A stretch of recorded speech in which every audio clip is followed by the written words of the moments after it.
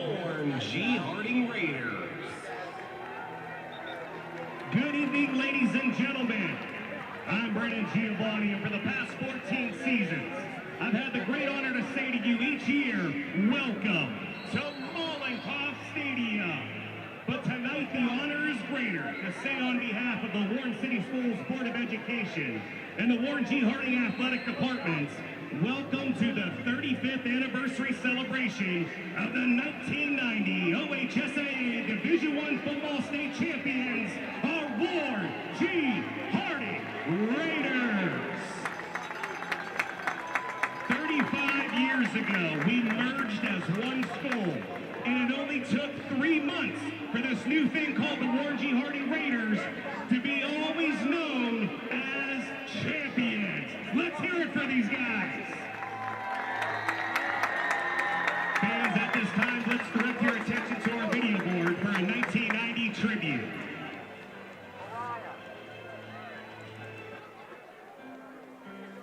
What if I told you 35 years ago, Warren City Schools was home to 2 championship teams, both producing multiple state championships and professional athletes, where 2 sides of the city would create one of the biggest high school rivalries in the state? What if I told you you are a hated rivalry one minute and combine to become brothers the next? Turmoil, craziness, absolutely craziness. Especially there's a little apprehension, but most of us have been playing ball since Little League together. I think initially there's a lot of confusion, a lot of uncertainty.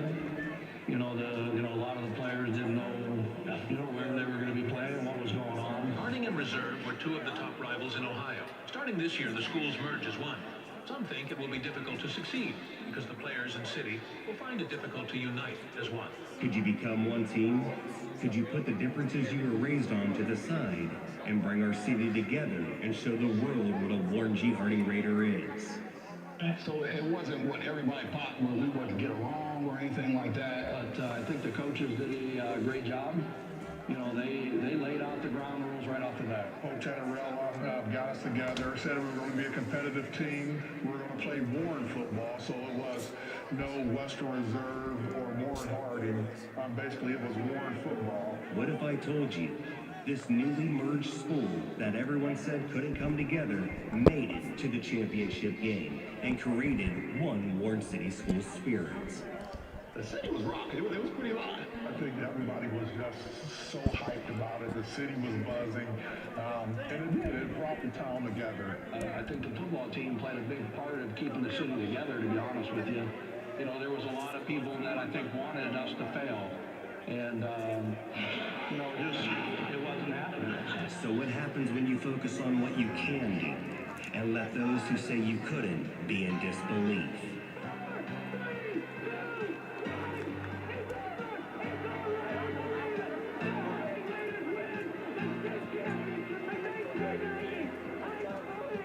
Beginning of the season, the media was saying, there was going to be tension between both sides of town. And actually, we came together as brothers, teammates, and, and we basically did it for our city, for our family, to show them that Warren kids, they pretty much can do anything they can when they put their minds to it. Nobody will know the work that was put into it except the kids and the coaches. But I'm happy for Warren today.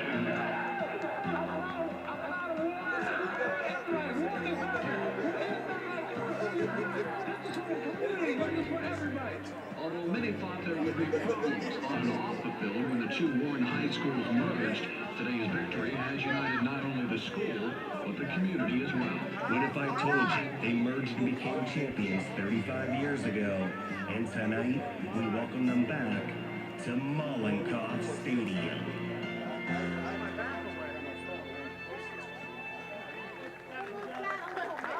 Here at Mollenkopf,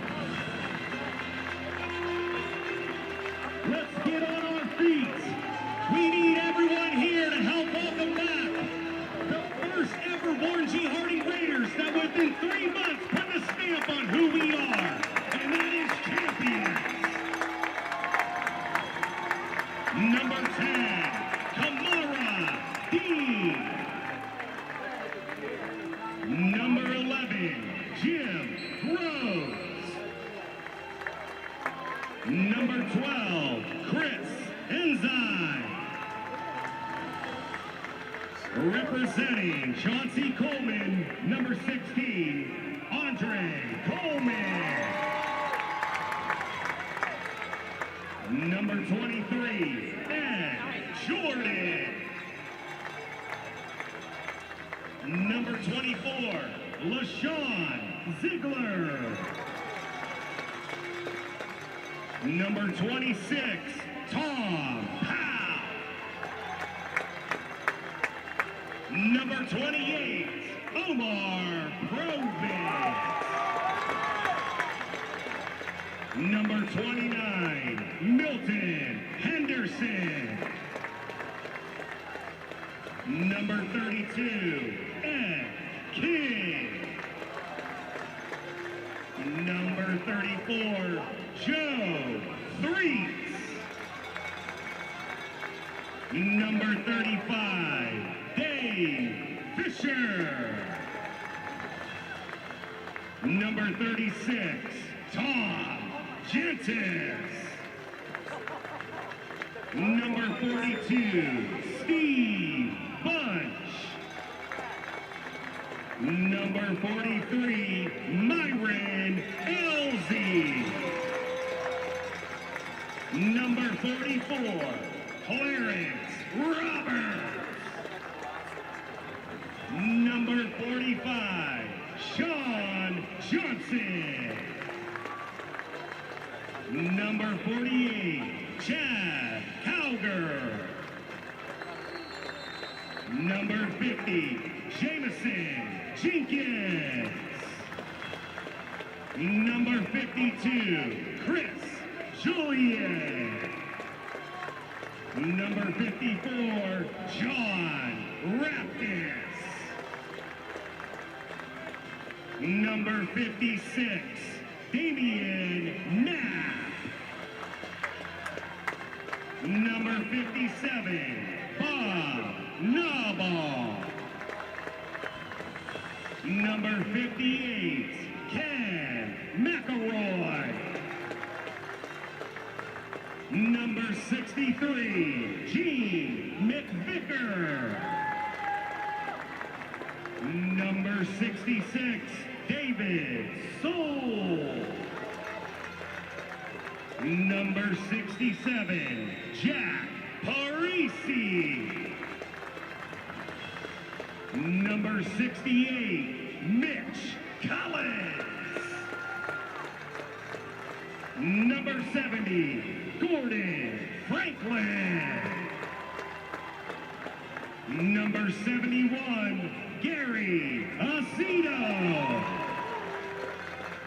Number 72, Chuck. Number 73, Vince Cavalier. Number 74, Kevin Roberts. Number 75, Bill Anderson. Number 76, LaShawn Daniels Sr. Representing number 77, Corey Stringer, Kevin Stringer. Number 79, Jason Flanagan. Number 83, Larry Simpson. Number 87, Maceo Watson. Number 88, Vic Richardson. Let's hear it for Coach Harley Keller. Coach Jeff Payne. Coach John Allen. And Coach Nick Francos. Mollenkopf Stadium, let's hear it one more time for the 1990 state champions of WGH.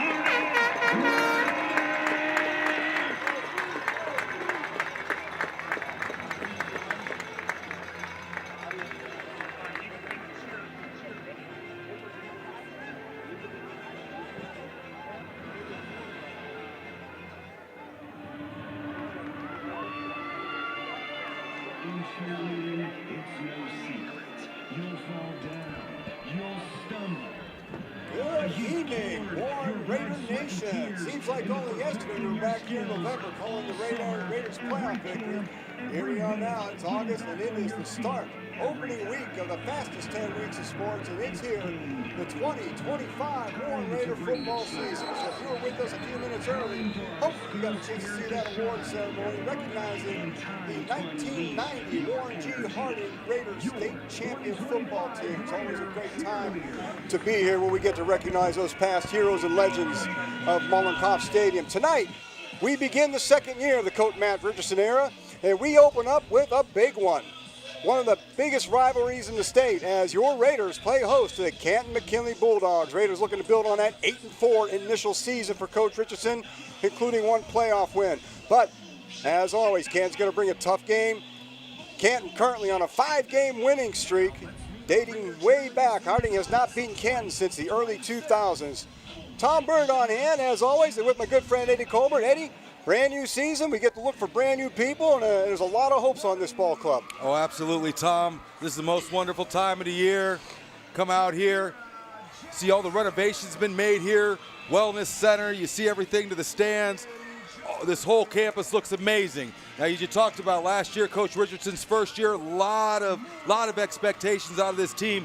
Brought in the strength and conditioning coach, Coach Bartos. You can see it from the 7th grade on up. You can see the difference in the bodies. They've given these kids the opportunity to compete with the likes. You talked about McKinley being on a 5-game winning streak. Well, Coach Bartos, Coach Richardson, they put these kids in a position to be able to win and win going forward. We know there's 3 big games on the schedule: McKinley, Massillon, and Ursuline. Those are the games we're going to look at. We start out tonight. You want to say it's just another game on the schedule? We know that's not the truth. This is McKinley week. This is the time that we set the tone, and we do it right here tonight at Mollenkopf Stadium, first game of the year. Harding dropped a close one last year. I believe that score was 26-19, came out strong, and they did have a tremendous rest of the season. As I said, going 8-4, including a playoff win. Looking to build on that, and you spoke about the new strength and conditioning coach Bartos, and you'll see that in those linemen. We've always had a big line, but now they're more than just big. These are mobile, athletic people down there in the trenches for Harding now. That should make a difference. Oh, no, absolutely. Like I said, they're building a program here because they didn't just do it with the high school. You know, I got an 8th grader right now. He's been lifting for a good 8 months. 7th and 8th grade junior high, they're truly creating a feeder program into this high school program. And you look around, just these beautiful facilities that they have the opportunity to play in. But they've got an opportunity. Like you said, last year, 6-point game, I think it was, down there at the Hall of Fame.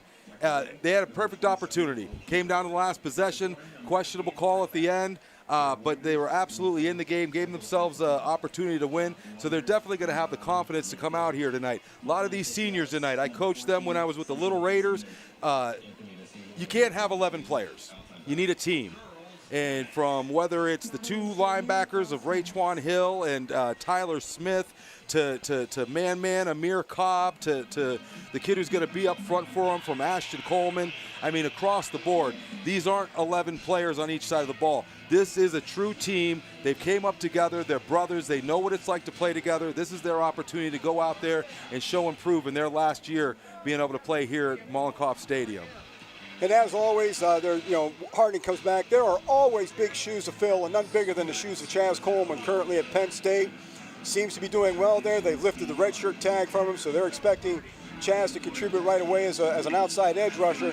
So the question always is for us, who's going to step in to fill those shoes? Who's going to be the man, or hopefully a committee of guys that are going to put this team on their back and carry them through the season? Yeah, can't say enough about Chaz Coleman. I think they gave him the nickname the Chazmanian Devil is what they're calling him over there, college, over there at Penn State. Just doing an excellent job, and obviously from us to his former players down here, we wish him the best. But you talk about the big shoes to fill. I think it's fitting that we started out tonight with that 1990s state championship team and all the history that went into that. That was the year that the reserve and Harding combined. Obviously, that was a big deal here, but coming and winning that state championship there probably did a lot to bring this city together.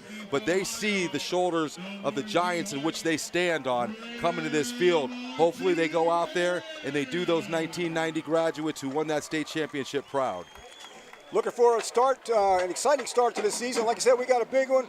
We're going to back off for a few minutes, let you enjoy the Warren G. Harding Marching Band pregame show. And Eddie and I will be back with you in about 12, 13 minutes with the opening kickoff. Stay tuned, Raider fans.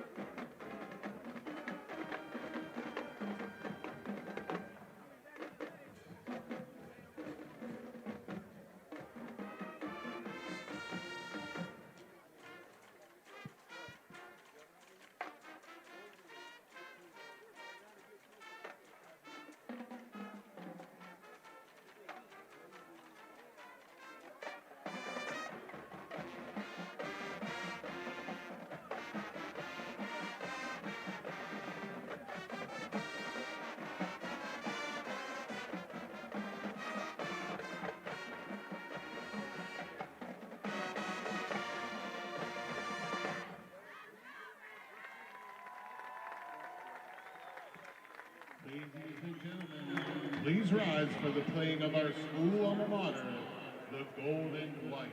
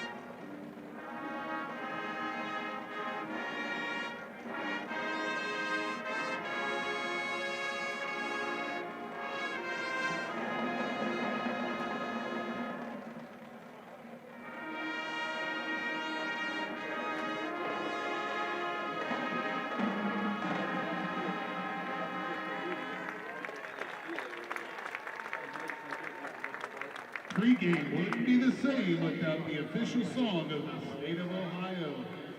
Here is Hang On Sloopy.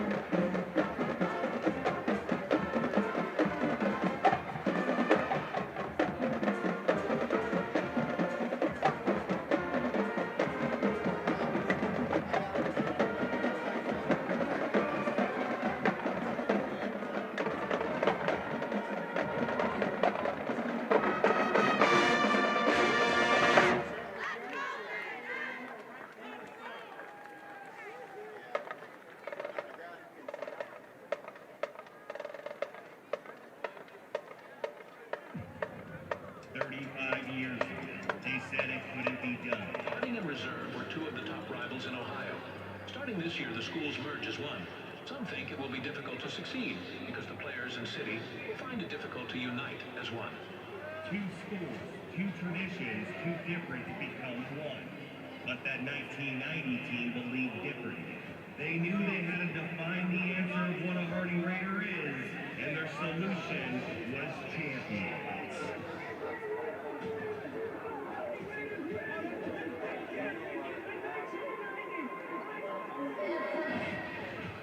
Now, 35 years later, a new generation dawns, the white and Vegas school.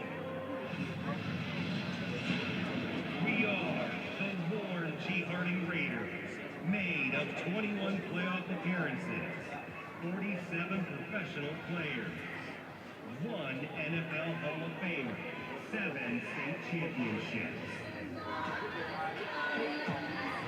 But tonight, Raiders, it's your time. Your city is here, and your legacy is waiting. This is the historic Mollenkopf Stadium. 35 years after it all began,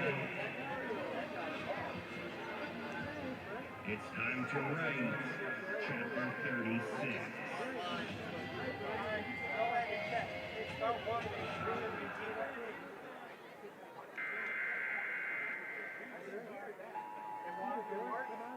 This is not a test. This is your emergency broadcast system.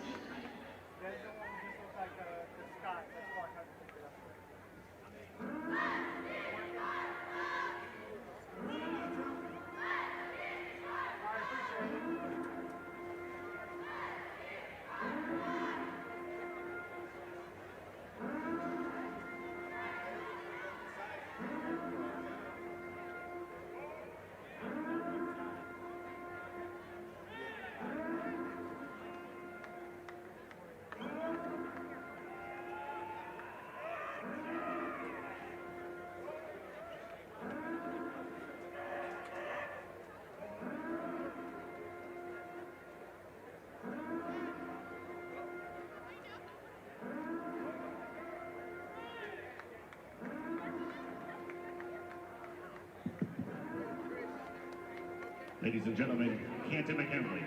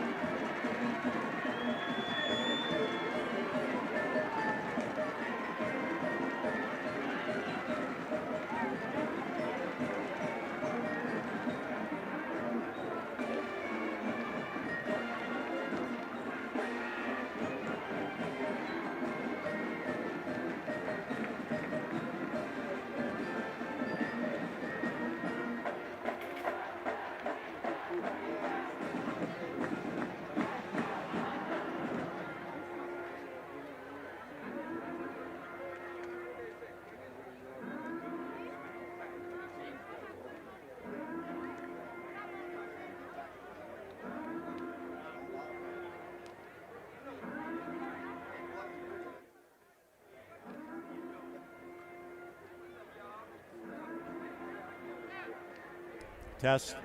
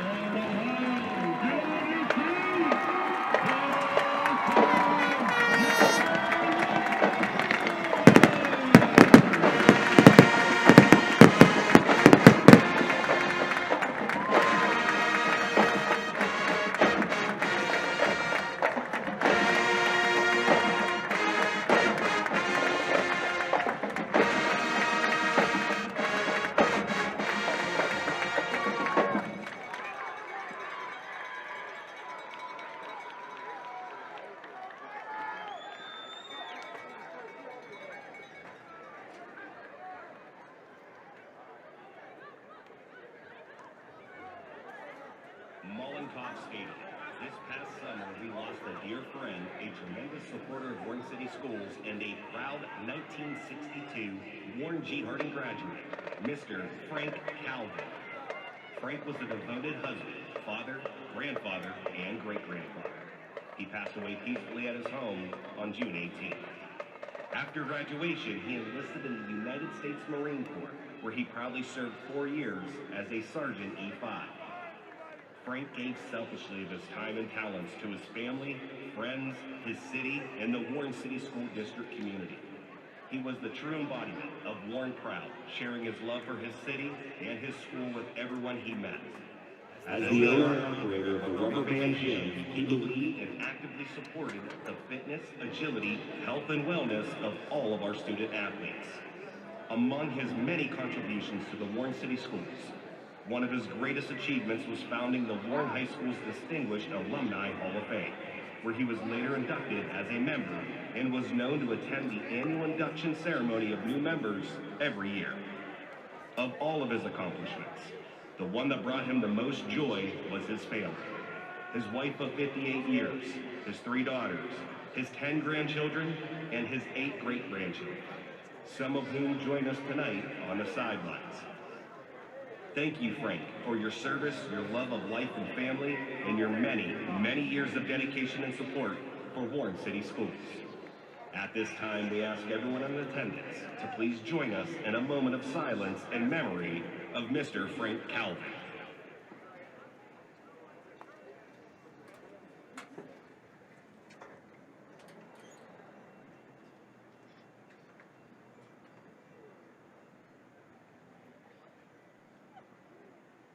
Thank you.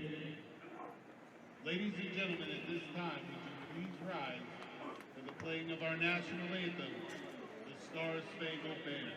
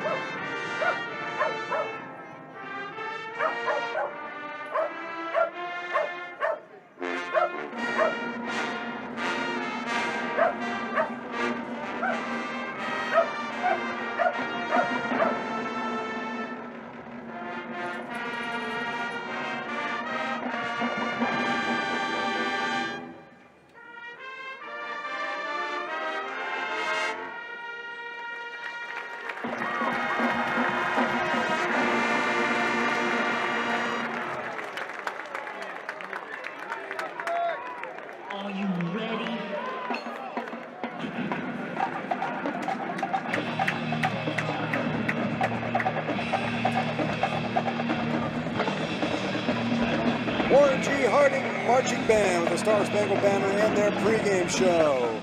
Next up, we kick off the 2025 season. Raiders playing host to the Canton McKinley Bulldogs. A big one to start with. Again, one of the most tradition-filled rivalries you can find anywhere in the great state of Ohio. Yeah, Tom, last night you had a big game to open up the high school season with Avon and Ignatius. You know, this ranks right up there with them. Two historical programs here coming to a beautiful night to play. Look, everybody had their preseason. We had, Big Red and Riverside looked pretty good out there, we had some scrimmages before then, but everybody looks good in T-shirt and shorts. Right now, tonight, this is where the rubber meets the road.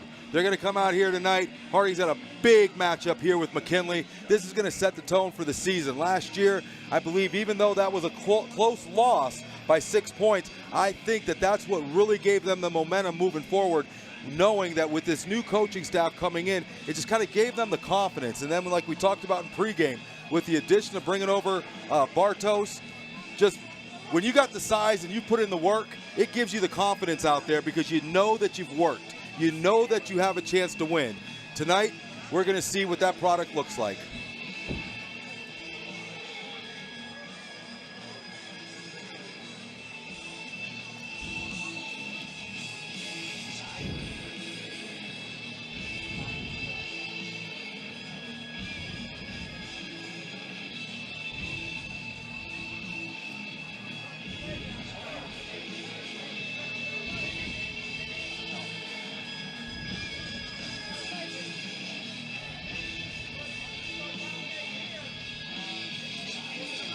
People still filing into the stadium. Looks like it should be a pretty good sized crowd here for opening night. Still some traffic out there in Atlantic. Don't see too many empty parking places from our vantage point, so should have a good crowd here and ready to roll for football. Yeah, beautiful night. Got away from those 90-degree temps with the high humidity. You know, one of the first things you're going to look for is to see how hydrated they kept themselves. You know, we've seen each side of this field be hit with the cramp bugs. You know, in these early season games when the heat and that humidity is up, you know, that's all about hydration. That doesn't start the day of. That starts on at least Wednesday, if not on Tuesday, just to start to properly hydrate yourself. You get a cramp one time, you don't want it again. No. You and I both been in that boat, Eddie. We know what that feels like.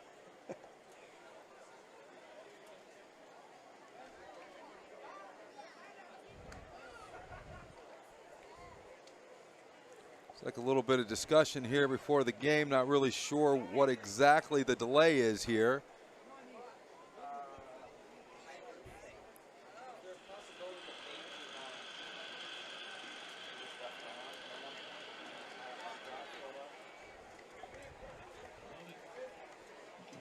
While we're waiting for Warren G. Harding football fans, you can listen to all Warren G. Harding Raiders home and away football games on the Raiders Radio Network. Heard locally on 1570 WHTX AM and 97.7 FM in Warren.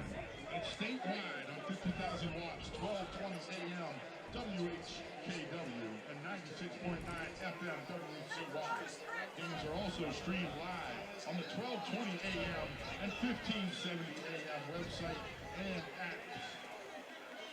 As we're waiting here to get this game started, you know, one of the things that they're going to implement here, I think the end of October, I was told, Harding's going to have a wrestling team. New wrestling program on the horizon for Warren Harding. That is correct. You know, I'll tell you, you know, wrestling is what it is.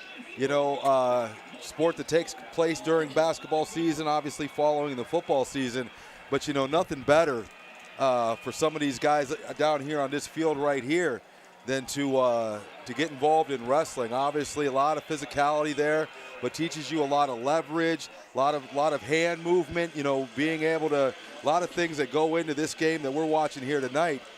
You can really perfect your craft through wrestling. So I think that's going to be a great positive, not only to provide more opportunity for the students, but also give these football players the opportunity, if they so choose, to participate in wrestling. I think it's only going to make them better out here on the football field. Well, you look at some of the better football programs around, and one that comes to mind for me is Austintown Fitch. Has got one of the best wrestling programs in the state. I may be a little biased. My nephew coaches that program, but it is what it is. That's facts. It is one of the best in the state. And you know that there's more than a few of their football players take part in that. And Fitch has always got an agile, quick line. So especially when those big guys get in there and start working on that, yes, it will. It will pay some big-time benefits down the road. Yeah, just a lot of similarities, you know, that can translate over from that wrestling mat to the gridiron over here. So big shout out to everybody involved, you know, to bring that program here to the to Warren Harding. Still not certain what the delay is, folks. The scoreboard looks functional. Everything up there the way it's supposed to be. You got players, got officials. About 10 after 7. Yeah. Not quite sure what's happening down there. They have spoken to both coaches. Now the entire officiating crew is gathered there at midfield. And looks like there's some action brewing now. The Raiders are heading towards the south end of the field, and it looks like they will be receiving. So we are about ready to get underway. Matt Richardson and Mike King Adair appear to be the deep backs, ready to take this kickoff from Canton McKinley.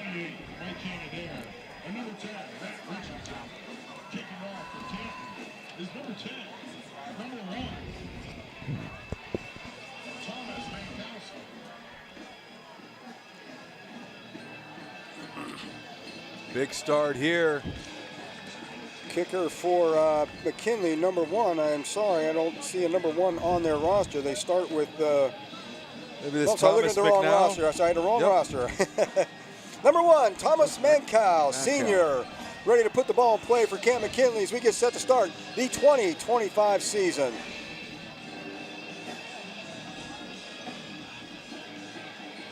There's the kick, and we are underway. It is a low kick, and it is going to sail through the end zone. The Raiders are going to start with a touchback. They're going to set up shop first and 10 at their own 20-yard line. They will be moving from right to left on your screen, coming from the south end of the stadium, moving towards the north. As we said earlier, Chaz Coleman graduated to Penn State, played quarterback here for a couple years. Now I'm sure they put a little bit of muscle on him. He's a defensive edge rusher. That's going to leave the ball in the hands of junior, number 12, James Jones, the starting quarterback. Yeah, James came over from Hoban last year as a sophomore. Coach Richardson made sure that he got him some reps to prepare him for this moment. So this isn't anything new to him. He's used to being in these Friday night lights. Let's see what he can do to take this team, put him on his shoulders, and see a successful drive for 6 in this opening drive.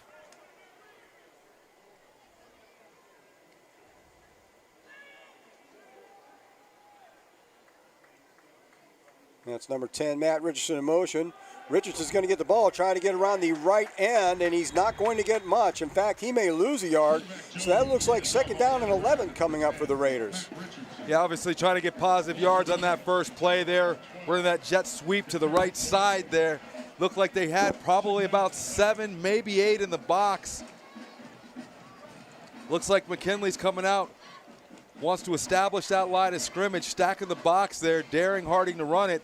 Harding's going to try to go mano-a-mano with their men up front, try to push him back for a few yards. Unfortunately, that first play is going to amount to a loss of 1. Richardson and number 2, Julius Farrell, split down here. That looks like Mike King Adair, and Mike King Adair pushes through for about 4 or 5. That's going to make it 3rd down and manageable after that opening play loss. That gets it out to about the 25-yard line. 3rd down and 5 coming up for the Raiders. Yeah, nice game by Mike King there. You know, Mike King got a lot of time last year. Unfortunately, went down with an injury, ended up missing the rest of the season. But he's back. He looks bigger. He looks stronger and more determined than ever. Look to see him have a big year this year. Farrell and Richardson split wide up to the top of your screen. Mike King Adair, he sets up just to the left of quarterback James Jones. Jones is going to drop straight back. And Jones is not going to find anything. In fact, he's going to be sacked for another loss back to the 22-yard line. That's going to bring him a 4th down and 8, and the Raiders are going 4 and out in their opening series of the season. Yeah, obviously not the result that Coach Richardson was looking for there, but I will tell you, just watching everything that we saw, Jones had some time there. He had a pocket to throw in. Just everything looked like it was underneath, didn't feel comfortable pulling the trigger, and obviously his first assignment is to make sure he protects the ball. Raider bounce on that. It was a short pump, but Raiders got a nice bounce. That ball gets down into the Canton McKinley 39-yard line. Jaron Edmonds in there doing the kicking chores. That's another one there that we're looking for big things out of. Jaron, we call him Gigi, Jaron Edmonds. Jaron's been kicking ever since Jake Doherty left. You know, Gigi's taken over, and he's shown that he's got the leg. I mean, he can really, really kick that ball. Just, you know, A little bit of inconsistencies in the years before, a little bit of nerves, but this year, no excuse. He should be used to these hot lights out on here on Friday night. Looking for some big things from him this year. Trent Hayden, number 7, the quarterback for McKinley, brings his offense out on the field. Hayden, a transfer into Canton McKinley, nearly a 1,000-yard passer last year. He's going to hand it off. Ball's on the ground. To number 24, Still up. Zion Culver. Culver loses the ball, and it looks like it could be Raider football. Bobbled that handoff, and that is Raider football at the McKinley 26-yard line. Looked like that was the transfer. Jalen Murray, I'm going to try to remember to call him that. I've only known him as Jay Butter since I was coaching him in T-ball. Just one heck of an athlete. Great transfer coming back over to Harding from Kennedy last year. I mean, just really put on the size. Just looks like a football player out there. But I'll tell you, with all that size, he's got some speed and obviously a nose for the ball. Hayden trying to make that handoff to Zion Culver. Those are both transfers into the McKinley team, so they haven't played together. That is their first regular season snap together, so I don't know if that had anything to do with it, but that handoff didn't get in there solidly, and the Raiders jump on it. And now the Raiders, 1st and 10 at the McKinley 26-yard line. 9:50 to go here in the first quarter, and the Raiders, after a 4-and-out series, they are knocking at the door. James Jones back out, bringing that offense back out, and that looks like that could be Jalen Murray in the backfield with him this time. Watch Matty Richardson down here low.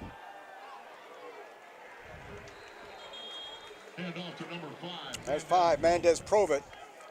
Is the ball carrier. Mendez, another one with that class that came up from the Little Raiders, all the way from Deemer to Mollenkopf. A lot of these kids out there, they've been playing together for years. Mendez, another one, a part of that class. They've all been together, formed a brotherhood. Now it's time out here to come out here and show and prove. No gain on the play. 2nd down and 10 at the McKinley 26-yard line. Raiders in the I formation.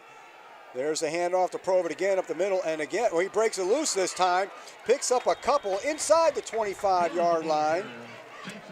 Mendez, another player last year that showed a lot of positive signs, but unfortunately went down with an injury that caused him to miss the rest of the year.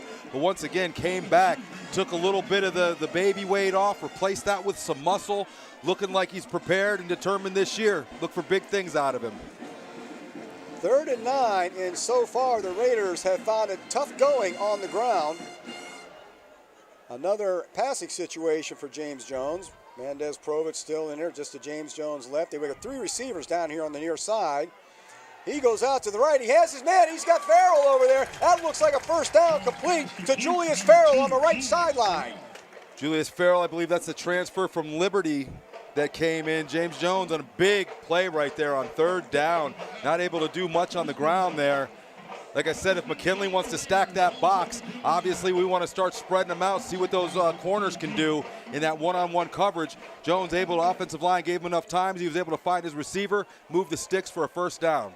1st and 10 at the McKinley 14-yard line on that pass completion. Watch that slot, 15. There's the give again to Provitt. Provitt trying to find something outside, and it's just not there. No gain on the play. It's going to be 2nd down and 10. Might have lost a half a yard on that. Antonio Stevens with an assist from number 9, Christopher Crooks. You know, although right now you're not seeing a lot of positive yards from that run game, but this is a strategy.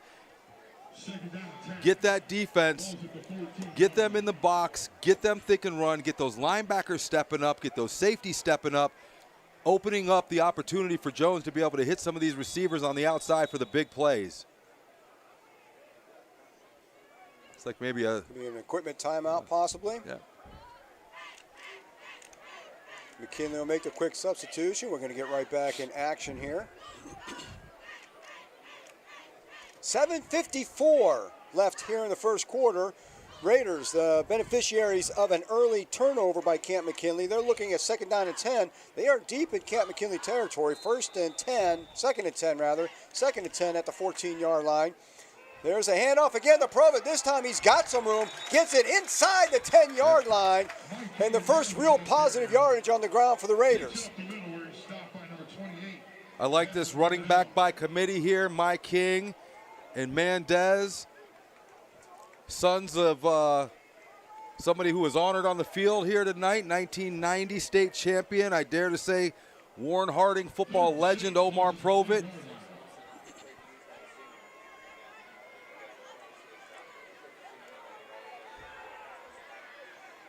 That's My King Adair back in there on that one. And that's going to bring up a 4th down and about 6 from the 10-yard line. It's like they're bringing Gigi out for the 3. Harding looking to put some points on the board early now. Jaron Edmonds coming out. This looks like this will be about a 27-yard attempt. He sets up on the 17. 27-yard field goal attempt for the Raiders. It's like Asa Birch coming in late here for the wing.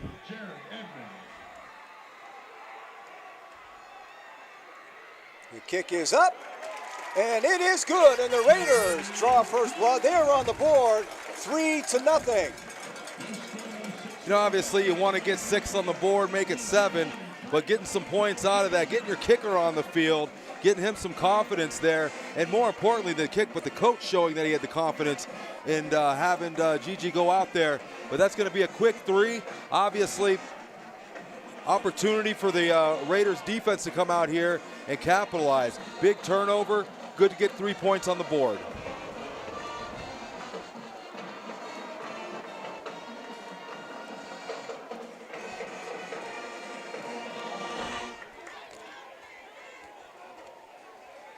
Harding on to kick. Jaron Edmonds will take care of that. We'll see who the Bulldogs bring out and place deep.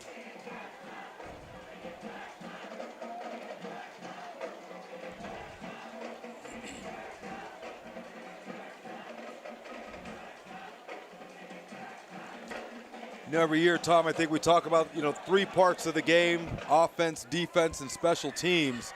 If you have the opportunity to be able to have a kicker that can put that ball in the end zone, that's a big deal in high school, because if that ball touches a blade of grass in the end zone, it cannot be returned. Therefore, that's taking out those scat backs that you put back there with the ability to score from anywhere on the field. First kick, McKinley was able to put it over the head of My King, and that's what got it in the end zone to negate the opportunity of a return. We'll see what kind of distance that Gigi can put on this ball here. But if you can get that ball high, get your kickoff team down there to be able to cover it. If you're able to put it in the end zone, just takes away a big factor for the opposing team. Number 19, Darius Hill. Yeah, this is the second. Just not really sure. They're taking him off the field again. There's. When we're watching it on TV, kind of confusion going on usually here. It's something because, TV makes money. So if the TV thing's messed up, well, then they. Maybe. But this here, I don't understand what's going on.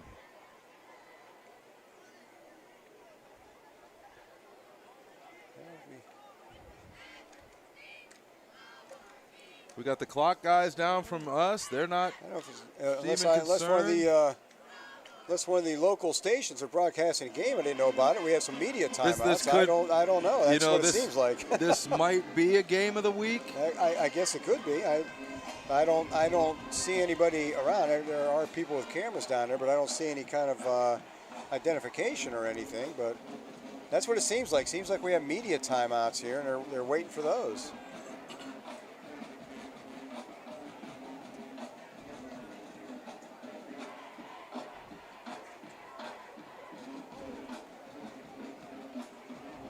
Look like Darius Hill for Canton McKinley. He's going to be the deep man. Hill, one of the tandem of receivers on offense. Hill and DJ Britt responsible for over 800 yards of receptions between the two of them last year. So one can only assume that Mr. Hill finds some room. He's going to be able to move the football. So the coverage team has got to get down there and be on their toes for this one. Yeah, I see Coach Birch down there, Alfie Birch. Looks like McKinley's now coming back out. They're pushing him back. I'm not sure what they're pushing the Harding kick team back.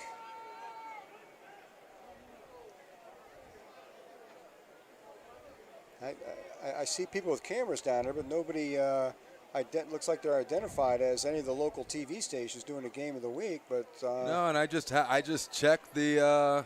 Yeah. I don't see it on. Not quite sure what's happening out there, Raider Nation. We're going to get back to action soon. I can only tell you it's not my fault. Yes. Mr. Bird, it's not a touch screen.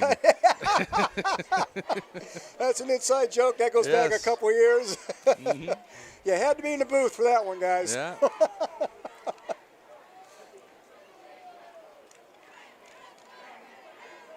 Well, I'm sure everybody is. These guys are going to need some warm-ups again before this is over. Some calisthenics, get some stretching going on. It looks like there might be an issue with a part of the field. I see Mr. Is that Shepard? No, that's Mr. Nicholson. Like Mr. Nicholson. I think got some water and a shovel. A shovel and a broom. So that'll be interesting because this is not grass. Could be something with the field. That's kind of strange. So looking at a spot out in the middle of the field, heading down towards the 20-yard line on the south end of the field. Going inside that, there's something out there. Yeah, it looks like they've identified maybe something on the playing surface, right there around the 11-yard line.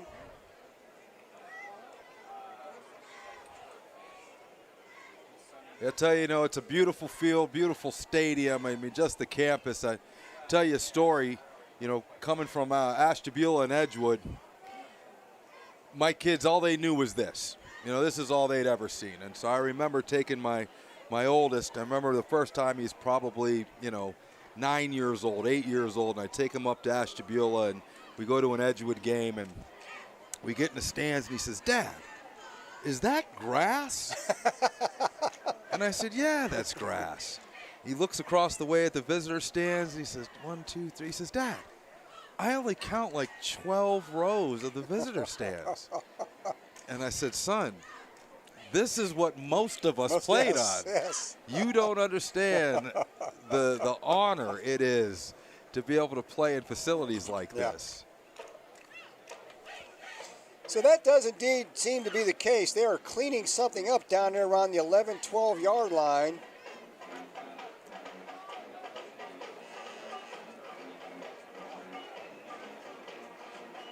McKinley sent that one young man off. I wonder if possibly he was bleeding or something down there. I wonder, because what you see them doing, it doesn't. Like some disinfectant. Right. It looks like that might have been it. Maybe a little first game of the year jitters. That pregame dinner pregame meal might have came up. About that pregame meal. At any rate, the cleaning crew seems to have completed their job for now. And the teams are back out in the field. We're getting ready for this kickoff. Again, number 19, Darius Hill's on this side.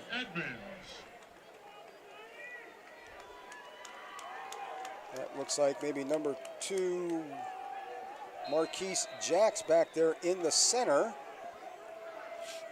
Jaron Edmonds on the kick, and it's a deep kick, and just gonna go out of bounds. Another yard, he puts that in the end zone. That's gonna give McKinley the ball on the 35 instead of the 20. So close to that touchback. He got a lot of leg into that one. Just needed one more hop towards the end zone.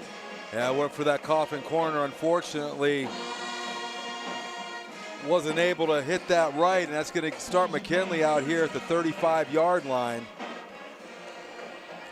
Well, the defense was one play and out as a result of that fumble on McKinley's last possession. So now we're going to get a chance to see what that Harding defense is all about.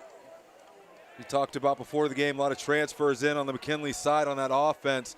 Wide receivers, quarterback, and I believe the running back as well. Looks like a different running back in there. I'm not sure. We're going to see here in a second so I get the number. That's number 14 this time. That's Kylan West with a big run, 8-9 yards. Bring up second down and short for the Bulldogs right around the 44-yard line. Yeah, West able to take that handoff off the left-hand side. Kind of pick and choose his holes there, get behind the line. Big gain of 9 to start off. DJ Britt and Darius Hill, the receivers on this side. That's their big duo on the outside. Got to watch out for them. And again, it's West. West with running room again. West breaks free at the 30, down to the 20, being chased out, cuts back, and West all the way down inside the 10-yard line. It's going to be first and goal for the Bulldogs. See this Harding defense coming out with essentially what amounts to be a 5-man front with 2 linebackers there. You see that size for that McKinley line up front there.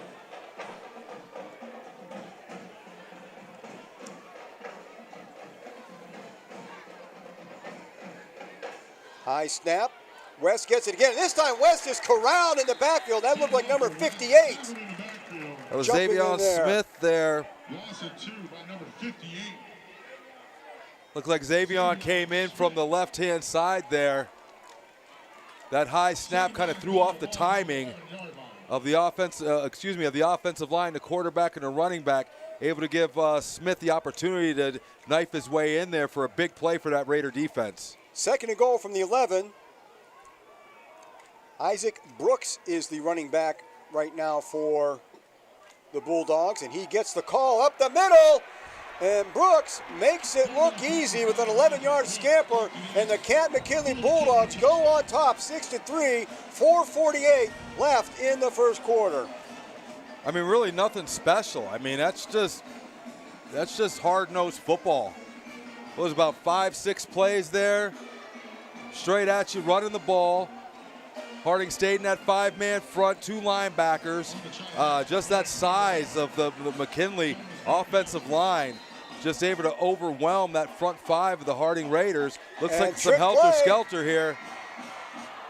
That went to number 8, Amari Mitchell, and that's going to be good for 2. And the Bulldogs extend their lead to 8-3 on the little gadget play for the extra point.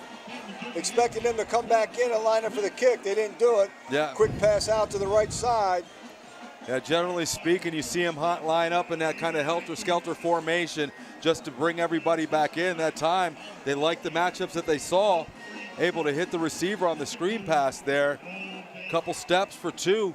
Quickly made it the 8-3.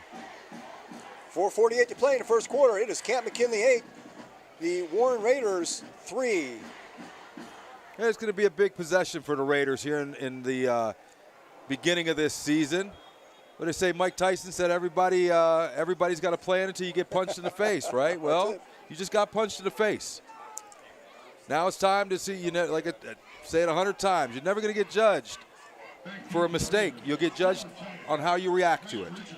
And so this is an opportunity for this Raider team to show that heart. For those seniors that have played together now for 6-7 years together, to come together as brothers, camaraderie in that huddle, bringing it together. Matt Richardson, Mike King-Adair, they are the deep backs. If you recall, the first kick from Tom Mainkow went into the end zone. So we'll see if this one is playable.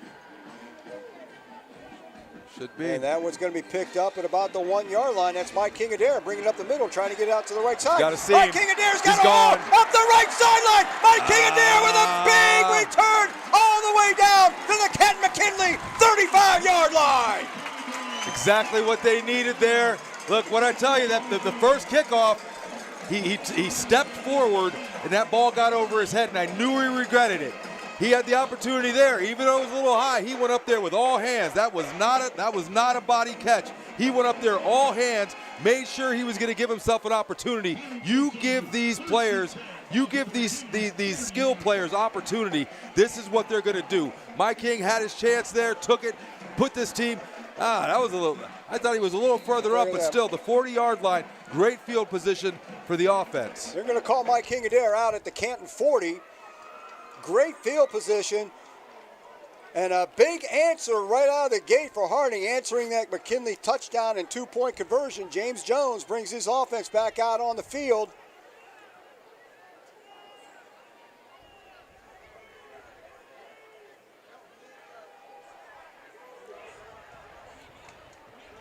Got a 3-yard gain there. Second down and 7. That was Mendez Provit once again, staying in there at running back. I can appreciate him. He's trying to pick the hole there, but Too much east and west. Got to get north and south there. Got to get north and south. Looked like the line was able to sustain some blocks up there. You got to pick that hole and you got to go. Second down and 7 for the Raiders. McKinley 37-yard line. Mendez Probit lines up to the left of James Jones. Jones is going to look over here to the right. That pass is complete down to the 32-yard line. That looks like Kai Blesher. Kai, another one. Last year, able to put up some numbers for the Raiders. Just tenacious. If you watch him, Tom, I know you call the basketball games as well. You know, for whatever he lacks in size, he makes up for and fight. You're not going to find a tougher kid on the field than number 24, Kai. Raiders with a third down and short for the first time. Oh, just over the arms of Austin Blackwell. That's going to bring up a fourth down and 2, and I would think that this would be 4-down territory for the Raiders. No, absolutely. Don't want to give up that momentum that you got from that kickoff return. We'll see if McKinley changes anything. You can tell the coaching staff has recognized you've got these corners playing a good 7-8 yards off the ball. That's why they're running those almost like a zone where they're coming back and just running those dig routes. Got him wide open. Unfortunately, quarterback just couldn't hook up with his receiver on that last play to move the sticks. Mike King-Adair checks in, but the Raiders are going to take a timeout. They're going to talk this one over. Yeah, big play. Fourth and we got it. 4th and 2. I know the scoreboard's saying third down. No, excuse me. It's 4th. That's the score there. We got 3 points. Oh, yeah. Yeah, hey, listen, they brought in all this great technology, everything shiny. We do have a new scoreboard, folks. We've got to get used to it here. It's brand spanking new, bigger screen. If you're here at the stadium, it's a huge video screen. The scores and timers are, the board used to be on the far side of that goalpost over there by the Warren Swim Boosters booth. Now it's over here kind of nearer to the home side. Things are rearranged just a little bit, so you know, a lot of opportunity here on 4th and 2.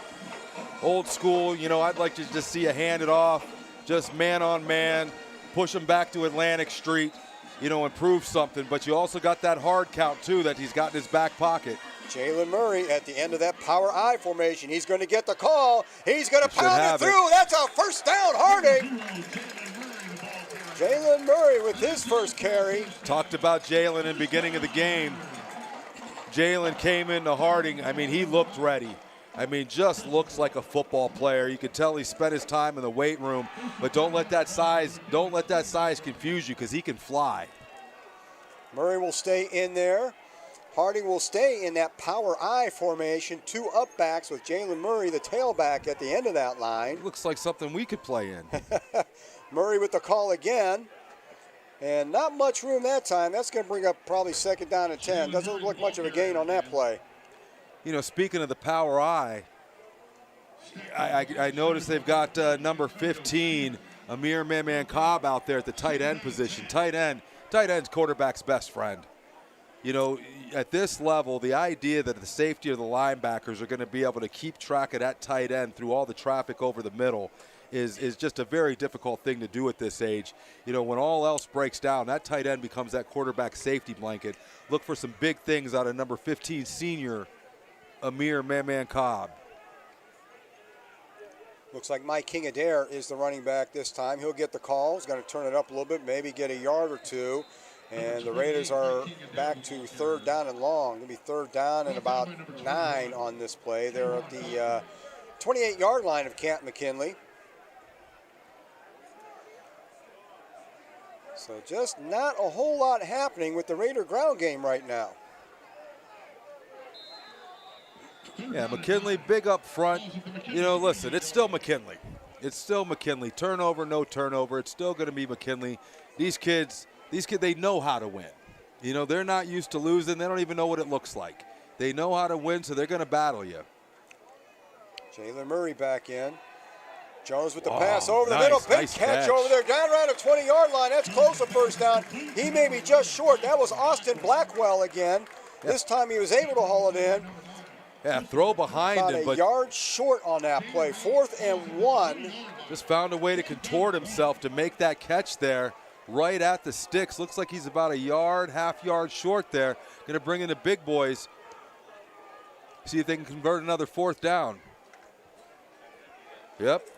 And that's Jalen Murray once again at the back end of that power I formation. And it's Jalen Murray, and he's going to pound it ahead. That's going to be a first down Harding at about the Bulldog 18-yard line. So Harding still pushing ahead. Still grinding it out there. You know, in the NFL, they got the tush push or the brotherly shove, as I've heard it called. But when you got a running back that size with that kind of determination and that short yardage, just tell them to get ready to move the sticks.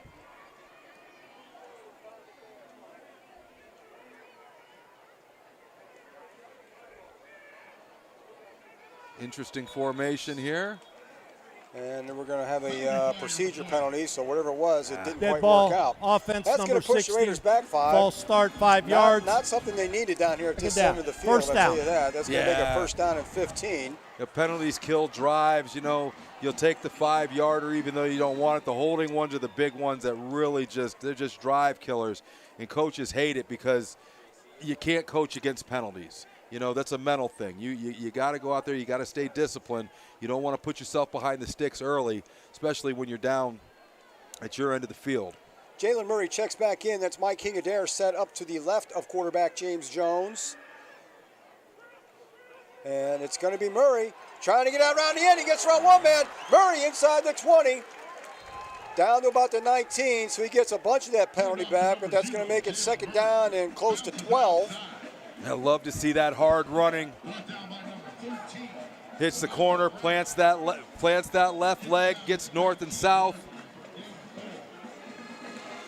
That's going to be the end of the first quarter with Canton McKinley on top right now, 8-3, but the Raiders are knocking at the door. They've got a second down and 11 at the McKinley 19-yard line after we switch ends of the field here.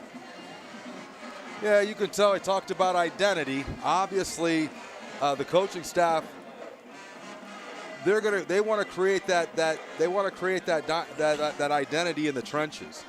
I mean, we've seen them get stuffed on some runs here, but they haven't got away from it. They keep on pounding the ball, feeling that they're going to be able to wear down this big defensive line on the other side. We also see this running back by committee with Jalen, Mike King, as well as Mendez, making sure you're keeping them fresh and a different look from each one. You got Mike King, who's got that speed. You've got Mendez, that's got that power. And then you've got the combination of the two, speed and power, with number 0, Jalen Murray. Really like what they're coming at, looking to work down that defensive line. We'll see as this game continues to move on if we watch how that defensive line with that size starts to slow down and get tired, and Harding's abilities to be able to capitalize on that. Looks like Mike King-Adair will be the running back out there to begin this second quarter.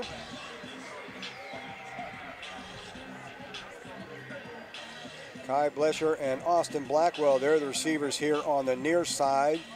Matty Richardson and Julius Farrell, they are up on the top side. Second down and 11. Matty Richardson in motion. Jones tries to get that screen off to Mike King-Adair, trying to roll it to the right and turn quickly back to the left to find Mike King-Adair. Just slips through his fingers. Brings up a third down and 11. Yeah, saw if they could get that defense to cheat there. Obviously, this McKinley defense coming out very aggressive, seeing if they can kind of get them to over-pursue on that play. McKinley disciplined enough there. Looked like that backside defensive end stayed home right where he was supposed to be, and it was a little bit disruption. Oh, he's got him. There's some holding down there. So that's going to be a pass interference call against McKinley. Looking for Kai Blesher over there in the end zone, and it was obvious from way up here that there was some jersey pulling going on down there. So the Raiders are going to pick up a first down on that one. I thought that was was Julius that Farrell Farrell back there? Okay. because I saw Kai. Kai had a post route, had a couple steps on his receiver, had his hand up. Pass Unfortunately, he interference, wasn't able to see him, but good enough. We're going to take that That'll first be half down. the distance. 3rd down. Not an automatic first down. But that's going to make it 3rd down and short for the Raiders. 3rd down and about 2, just inside the 10-yard line. So a big play for Harding nonetheless. So in high school, just grab him. There you go. Just grab him in high school, obviously. Especially if you're short and you don't get the full 15. Yep, just grab him. That's Mike King Adair. Still bouncing He's going to around. fight through there. His progress looked awful close. Looks like they're going to call it 4th down and a very short 1 yard to go. I don't think Matty's going to send the kicker out. We'll see. Nope, not sending the kicker out. Going to send Mendez. Yep, no. Yep. He's got my King out there. Mendez went to go. Go with what he's got. Nope, he's going to bring the kicker here we out. Come.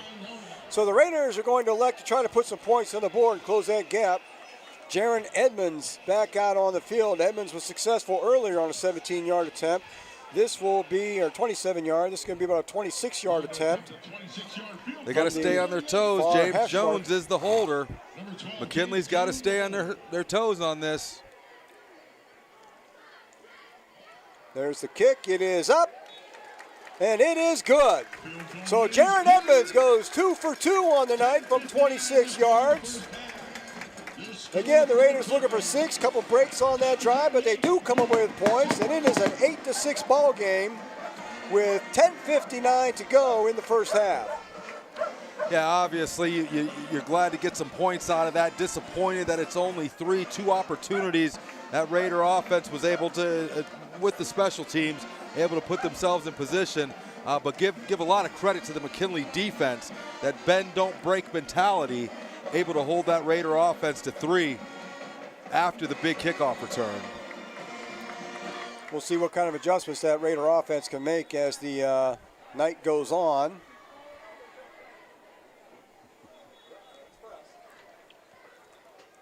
Jaron Edmonds back out to do the kicking chores for Warren Harding. Had a big kick last time, tried to find that corner. Unfortunately, just about a yard off. Back deep to receive for the Bulldogs. Number 4, Kamar Lucius.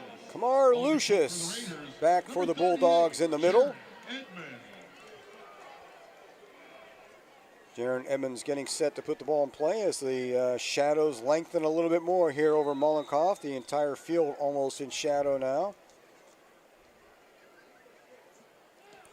And that looks like a pretty deep kick. That's going to go into the end zone this time. So now the Raiders get the touchback, and Canton McKinley will set up on the 20-yard line. So 2 strong kicks for Jaron. This one finds the end zone. And like you said, Eddie, that's a nice weapon to have. You keep the ball out of those receivers' hands. No, absolutely. Start the ball at the 20-yard line. Don't take the opportunity. I mean, you saw what happened when Mike King got his opportunity. You know those McKinley returners were looking for the same thing. And hopefully it's been addressed, but that kick return coverage for Harding, that's been a question mark the last couple of years. So the less we can deal with that, the better. Trent Hayden, the quarterback, looking to throw. He's going to roll out to his left, still looking, tries over sideline, and he just throws that one away over the head of number 19, Darius Hill. Brings up a 2nd down and 10. So good coverage on that play. That was Matty Richardson down here on this side. Richardson, a junior, and he showed his mettle last year as a sophomore in that secondary. Oh, absolutely. I mean, he's one of the cornerstones of this defense now. As I believe he started last year. They picked on him in the beginning, and then he came back and showed that you might want to try the other side of the field because he would lock down receivers.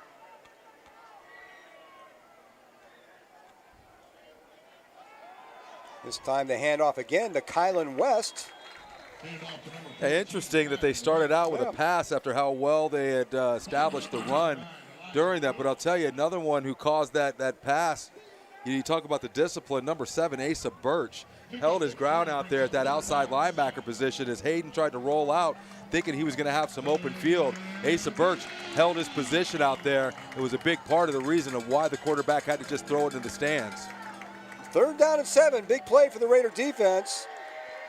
And again, Hayden gets the pass complete, but it's going to be short by a couple. That's about the 27-yard line. Looks to be about 3rd down and 3. Looks like they're going to punt. And they're going to bring the punt team in. So good job by that Raider defense this time. 3 and out. Get the ball right back. Tom Mollenkopf, the place kicker, looks like he is also doing the punting chores. Yeah, great job by that Harding defense. You know, really got gashed on that second possession. Obviously, the first possession resulting in a fumble on the first play, but got gashed on the second possession, but really were able to hold their ground here, bringing up this 4th and 4 for McKinley.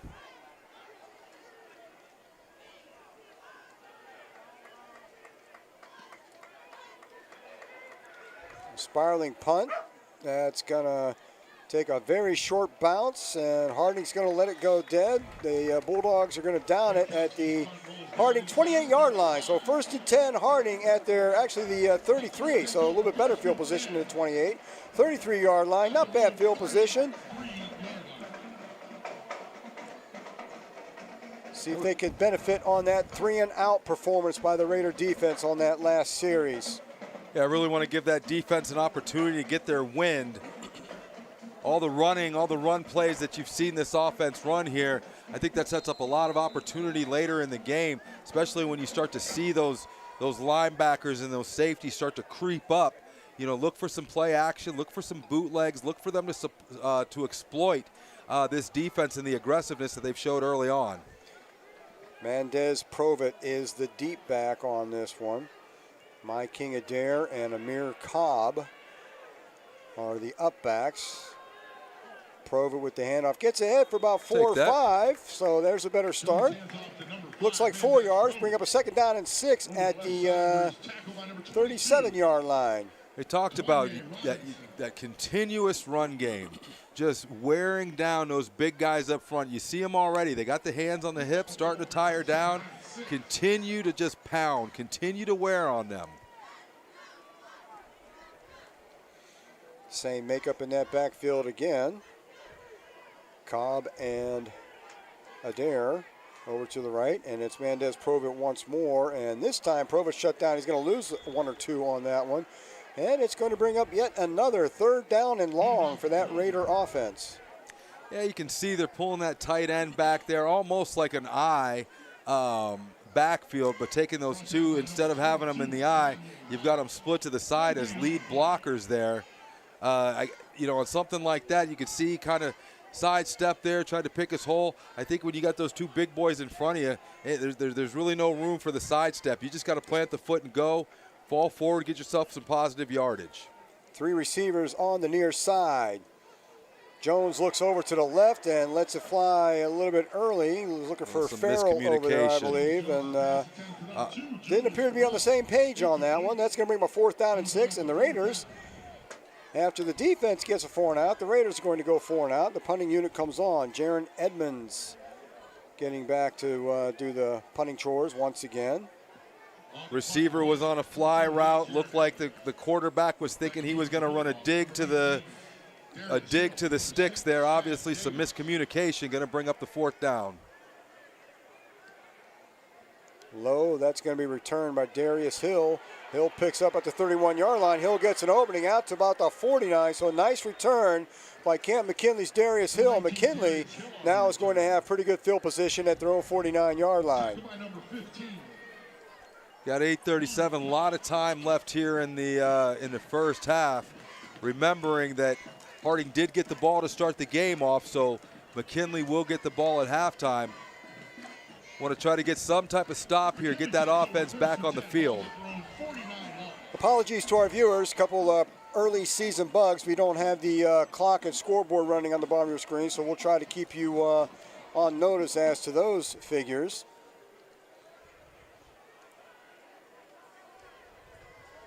There's the give to Kylan West, and this time West is met, only a couple yards on that play. 2nd down and 8, he crosses midfield into Raider territory. It'll be 2nd down and 8 at the Raider 49-yard line. Watching the bottom of the screen here, thought I saw an obvious hold on the on the right end, 90. 90, that is Xavier Bradley. Excuse me, that's a defensive tackle. They got 56 down at the near side end. And again, it's Kylan West. He's going to push it ahead for 6 or 7, get down there close to first down. Third down and short. It's going to bring up third down and 2 at the 43-yard line for Canton McKinley. They're at the Harding 43. Interesting, they started the game with Zion Culver. He had that opening fumble. Culver had a lot of yards rushing for Canton South last year, and we haven't seen him back in the game since that first play. It's been Kylan West the rest of the way. They got a big play here. 3rd and 2 for the Bulldogs. Coming out with a big stack.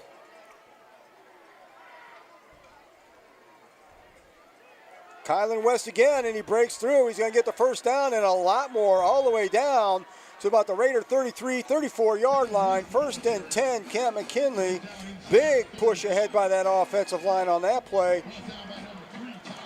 Yeah, watch the offensive line. Watch how they get past that first level into the second level of Raytwan Hill and Tyler Smith. That's the whole objective, is to get those offensive linemen onto the linebackers. Kylan West again. If it ain't broke, don't fix it. He's all the way up to about the 16-yard line. 2nd down and 4, it looks like. 17-yard line. Coming up on 6:50 to play in the half, and the Bulldogs are driving. Yeah, obviously finding some rhythm with that running back in the offensive line there. 27-yard line, excuse me. I'm getting ahead of my yardage markers. 27-yard line, but it is 2nd down and 4 for the Bulldogs. McKinley quickly up to the line.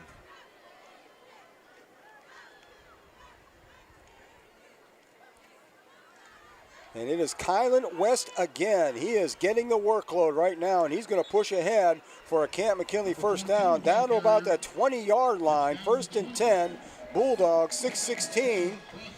And they are knocking at the door once again with an 8-6 lead here midway through the second quarter. Trying to see, they're keeping everything tight. They got their 2 wide receivers.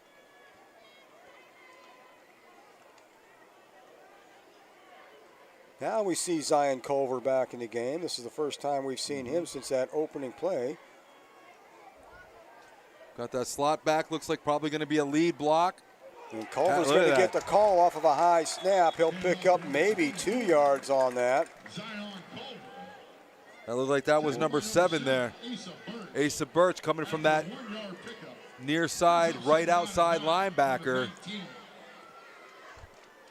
That's the kind of play that you needed right there. They didn't account for him. He was able to come in free. 1 yard on that play. 2nd down and 9.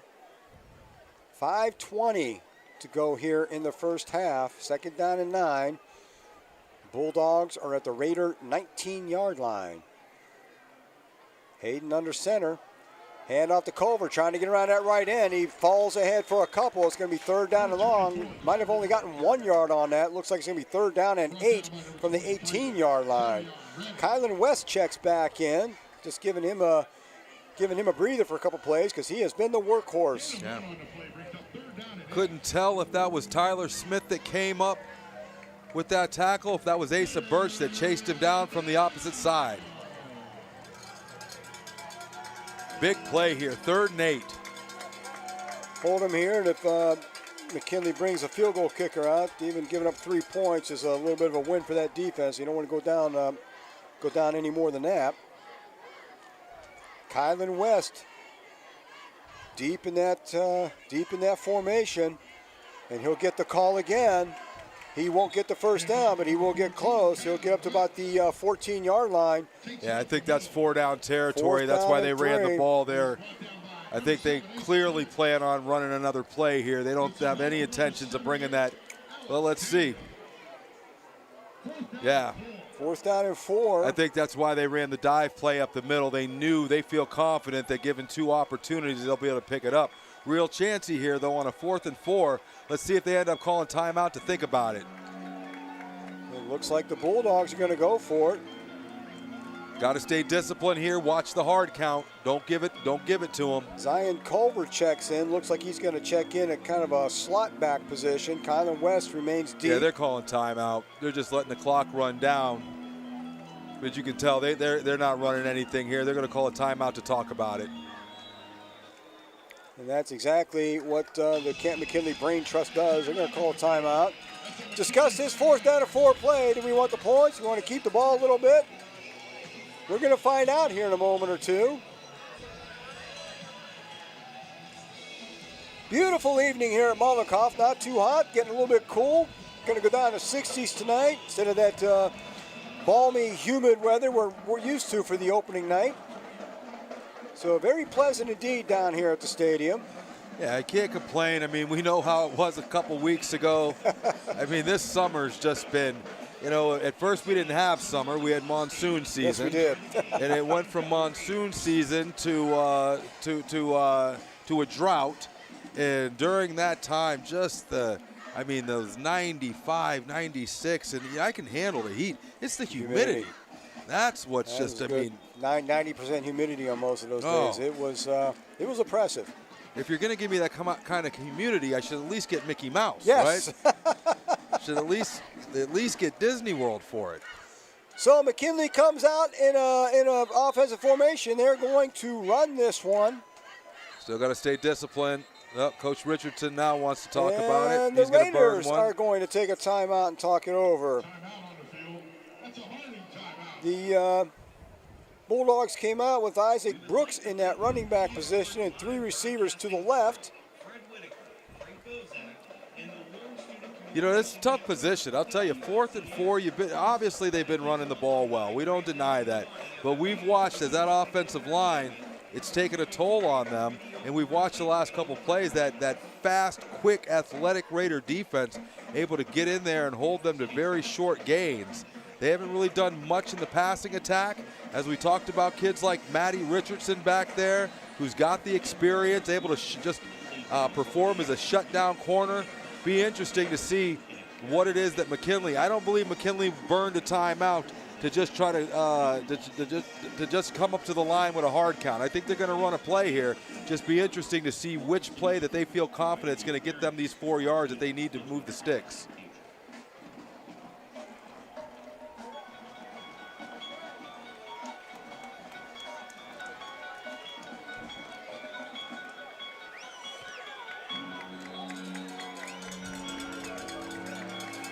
So again, Isaac Brooks in that running back position. Trent Hayden, the quarterback. The handoff is to Brooks. Nope. And Brooks is going to be short. It's going to be Raider football. They hold on 4th down. Senior Tyler Smith. We've been calling his name for some years now. This is his year to step up, him and his partner, Raytwan Hill on the inside. Big defensive effort by those Raiders. Get the ball back late in the first half. That could have been, in a word, disastrous going into absolutely. halftime. We don't have a replay here, but I mean that's the linebacker's job there. First step is always up. Shed that offensive linebacker. Get penetration. Get past that line of scrimmage and make the play in the backfield.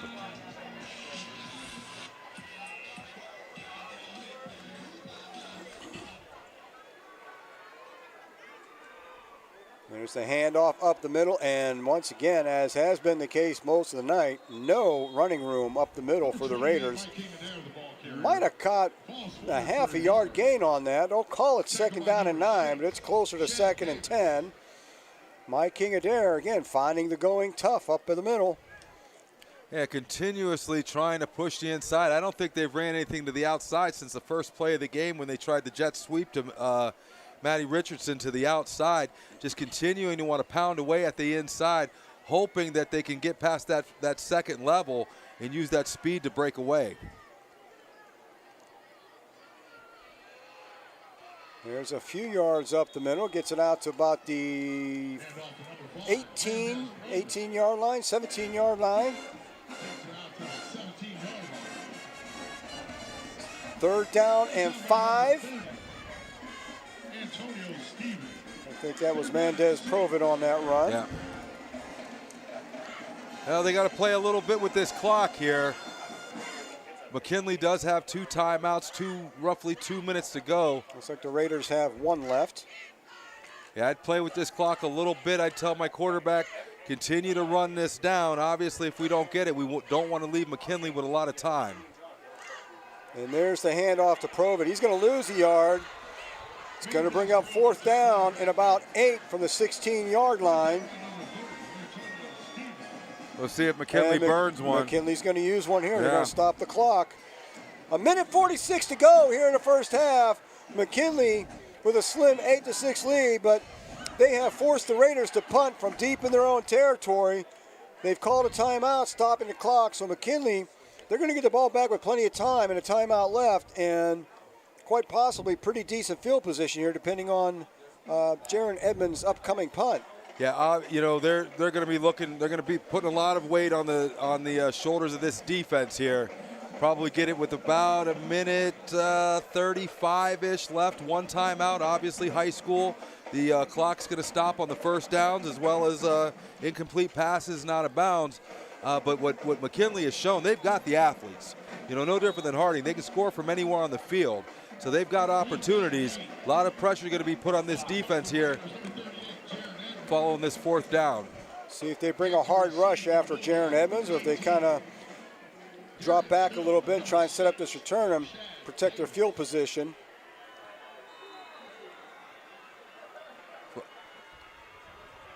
No, not much of a rush. High end over end punt, fielded at the 46. That looks like Darius Hill with a big return. He's going to get it into Raider territory. Easy down there, easy, folks. A little bit of extracurricular activity. People are separated.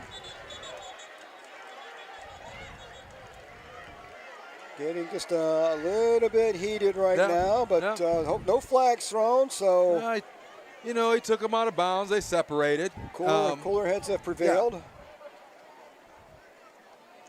Yeah, but I think as you mentioned before, pretty good field position. After that punt, it was wide open there. McKinley elected to drop back into a return to give them that opportunity. Going to give them great opportunity at the 39. 1:34 left here in the first half. Bulldogs with 3 receivers up on top. They had the ball 1st and 10. Raider 39-yard line. And it looks like we're going to get a sideline warning on Harding. Sideline warning on Harding. That's their first.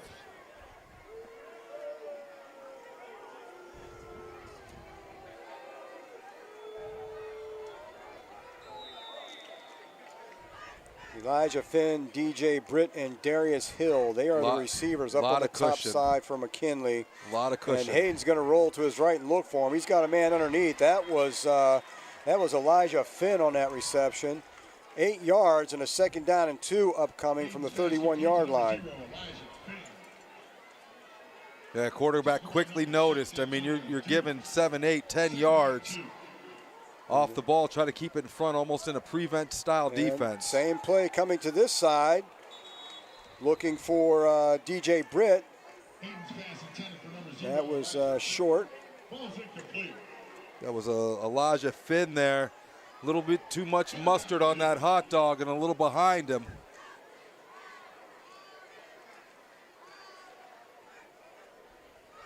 Third down and 2. And again, you got Finn, Britt, and Hill. They are the receivers on this side. Kylan West remains in the backfield, set up behind quarterback Trent Hayden. And the call's going to go to West, and he is met immediately in the backfield. That's a loss of 3 back to the 35-yard line. That brings up a 4th down and 6. And now it's decision time for the Bulldogs. They're going to let the clock run down as much as they can. I'm sure they're going to try and go for that. That's Asa Birch again coming off that end there. Looking a little bit like a guy we saw last year, Chaz Coleman, just coming off relentless in the backfield. Going to come up with a loss of 4 yards on a big 3rd down play. Now Harding's got to make a decision here. Well, no, that's no decision to make. You got to let that clock run.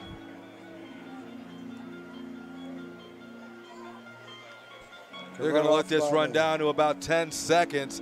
If anything, maybe let the quarterback scramble around a little bit, throw a Hail Mary to the end zone to end the half.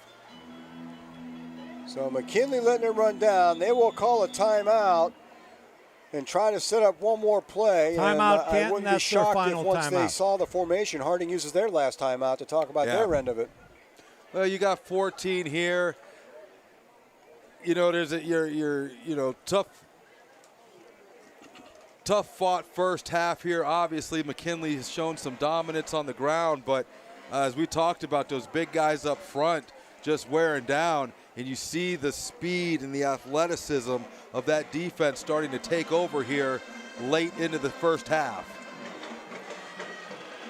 I mean, if I had told you starting this after that first drive, I'd have told you they'd have a 4th and 4 or a 4th and 3, and that they wouldn't get that first down. You'd be telling me I was out of my mind, but you just see the adjustments that have been made, and there's no question.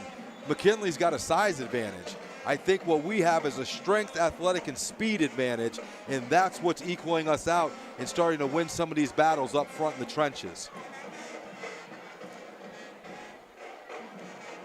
Got to give Harding a lot of credit. They could have let this game get away from them in a couple spots, and it is only 8-6. It is a ball game in every sense of the phrase right now. McKinley with perhaps their final play of the first half. Like to see a safety drop back. Hayden drops back to pass. Hayden's going to go down way back at the 43, 44-yard line. Harding's going to get a chance with 7 seconds to play in the half. And again, things get a little chippy down there. Guys are going to have to watch their emotions. I dare to say it again. That might have been Asa Birch again. But this is what we talked about, wearing those big guys down. As you start to get to the end of the half, all of a sudden you start to see those hands on the hips. You start to see them bending over. And all of a sudden that athleticism takes over. I'll tell you another one. Watch the amount of black jerseys coming in and off the field, getting that rotation, keeping these guys fresh. That all comes from the offseason, and these guys working their butts off to put themselves in a position to where Coach Richardson can trust them on the field in these situations. And that loss, going back to, well, it looks like they're going to kneel on this one. I thought maybe since it got all the way back to 45, they might try to pump one down there. That is not the case. The Harding's going to be content to go into the half, only down by 2, 8-6. And when they come back out, they will be kicking off to Canton. Canton McKinley's going to get the ball to start the second half. So that's where we're at, Raider Nation. It is 8-6. It is a ball game. Sit back, relax, enjoy the halftime show. You'll see the McKinley band, the Harding band, and Eddie and I will be back for the second half.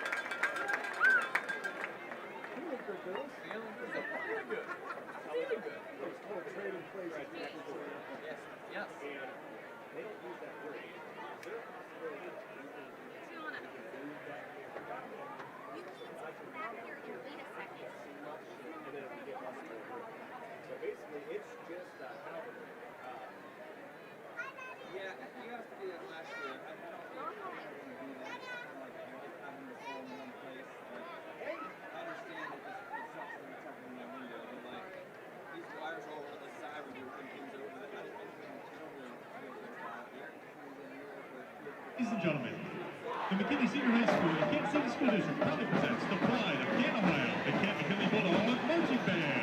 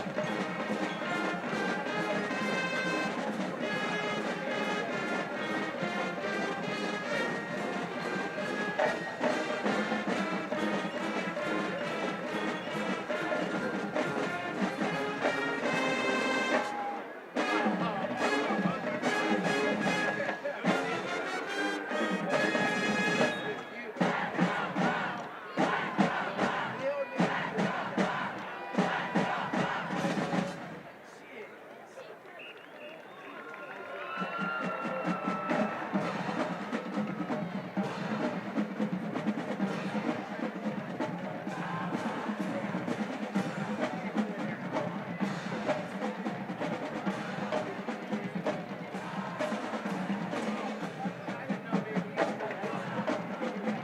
right, folks, saddle up as the Bulldog Band takes you straight to the club. And trust us, this point is a shot and gallons. So grab your glitter, clap those hands, and let's turn this stadium into the dance floor with Chapel Road's Pink Pony Club.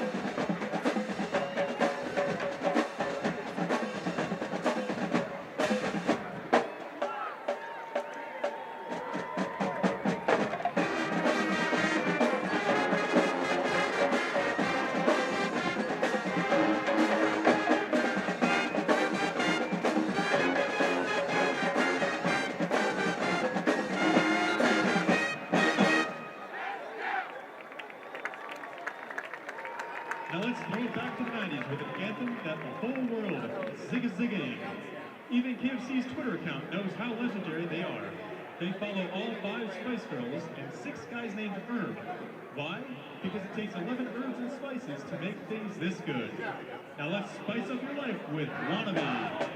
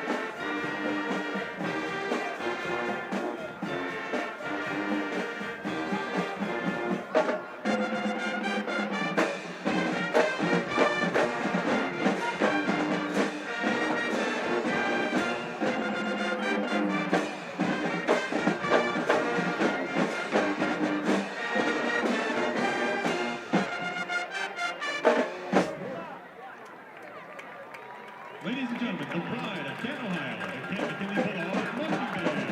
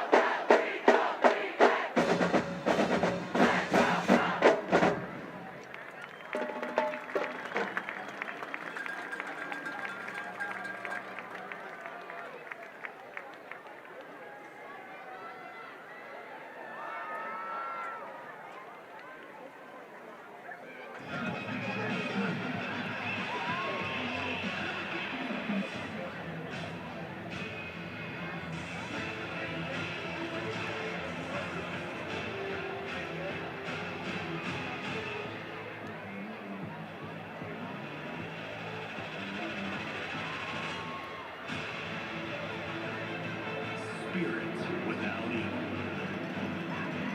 Traditions beyond compare. And for decades, we have been the musical pride of Warren, Ohio.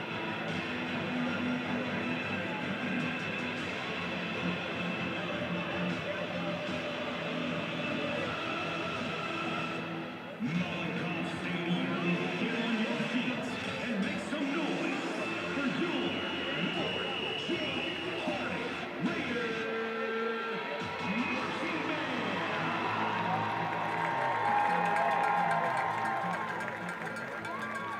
Ladies and gentlemen, tonight we present the 2025 Raider Marching Band. The band is under the direction of Reed Young and Heather Surgeon. Summer assistants include Kristen Richter, Melanie Platt, Abigail Minnis, Antoine Howard, John Butler, Najee Company. Major ed instructor is Sydney Davis. Sideline instructor is Celeste Harris. Professional instructors are Julie Brinkham and Brian Ross. The band is led on this field by field commander Station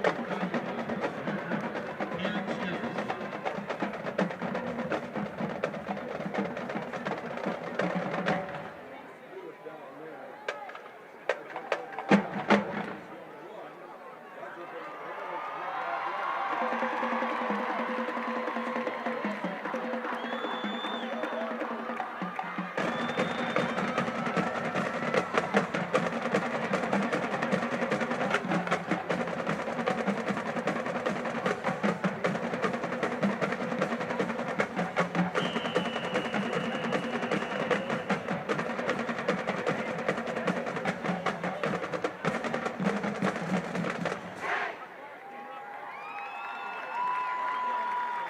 The Raider Band is proud to present our 2025 show titled Dance to the Music, as we feature a variety of hit songs that we know you'll enjoy. Our opening song takes us back to the year 2014 with this pop rock hit by the band Walk the Moon. Here is Shut Up and Dance.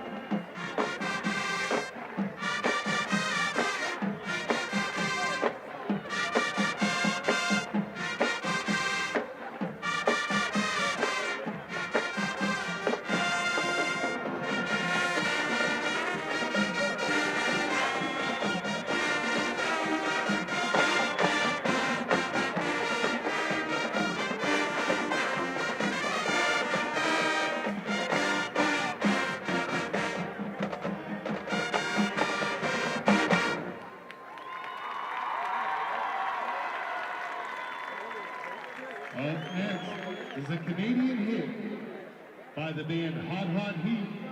Our majorettes and flagliner featured as we perform Talk to Me, Dance with Me.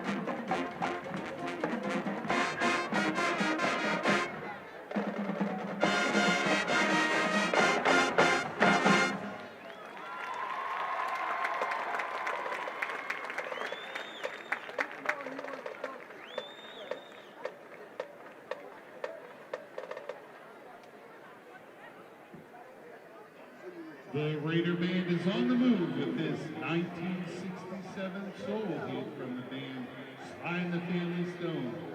Here is Dance to the Music.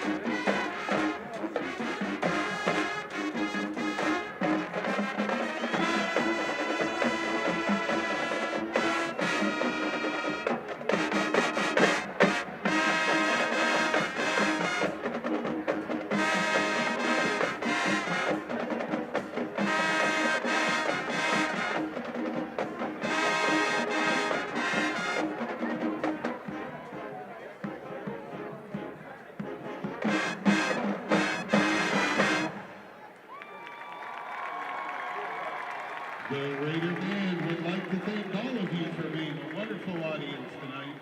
Now join us as we cheer on our Raider team.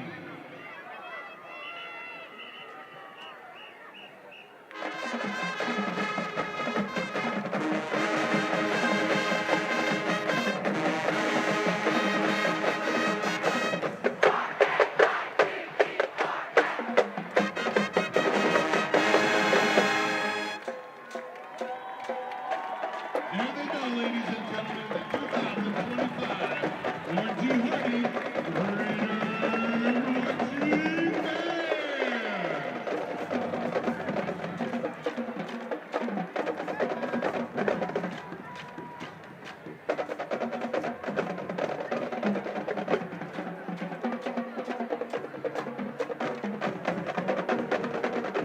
For generations, this field, 3 championship high schools, have shaped boys into men, teaching them to hone their talents, believe in themselves, and reach their ultimate goal. This is not only taught on this field, but expressed to every student that has ever walked through a Warren City school door. From a young age, we are taught to trust in our abilities, believe in ourselves, set a goal, and above all, never give up.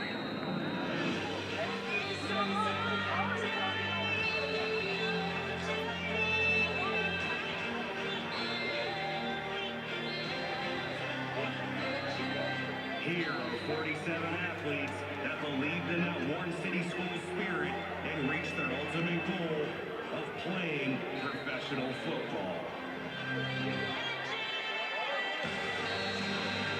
From the Warren G. Harding Panthers, Ted Radisovich, Joseph Carroll, Bill Collar, Tyrone Hicks, David Arnold, Travis Davis, Greg Zakharoff, and NFL Hall of Famer Paul Warfield. From the Warren Western Reserve Raiders, Joey Browner, Keith Browner, Aaron Brown, Derek Kelsey, Vanessa DeCree, Elfie Birch, Vanessa Brandon, and Mark Brandon. From the Warren G. Harding Raiders, LaShawn Daniels Sr., Myron Elsey, Vanessa Probit, Derek Tolles, Maurice Claretz, Carl Diggs, Prescott Burgess, David Heron, Mario Manningham, Chris Rooker, Antoine Molden, Cindy Glover, Anthony Hope, Daniel Boom Heron, Christopher Anzavino, LaShawn Daniels Jr., James Daniels, Lynn Bowden, Yoda Froholt, Myron Cunningham. Along the way, we have lost a few pro football legends of Warren, Ohio, but their legacy will live on here at Mollenkopf Stadium. John Chakernio, Chuck Riffle, Jim Bratz, Michael Graham, Lionel Reed, David Rogers, Lionel Thomas, Teddy Roberts, Jimmy Browner, Ross Browner, and Corey Stringer.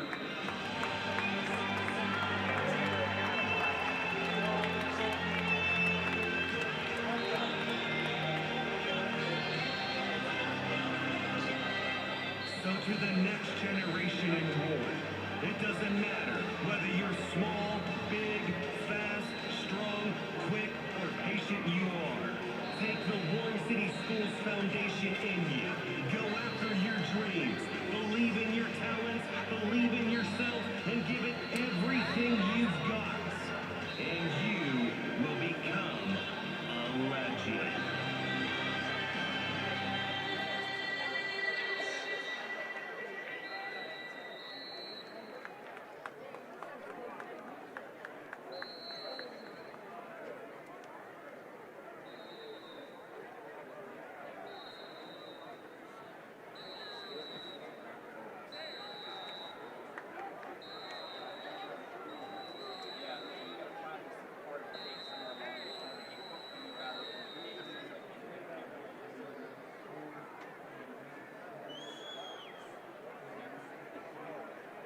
And now, let's meet the Raider Marching Band Senior Class of 2026. Vincenzo Laprosina, tenors. Isabel Adams, bass.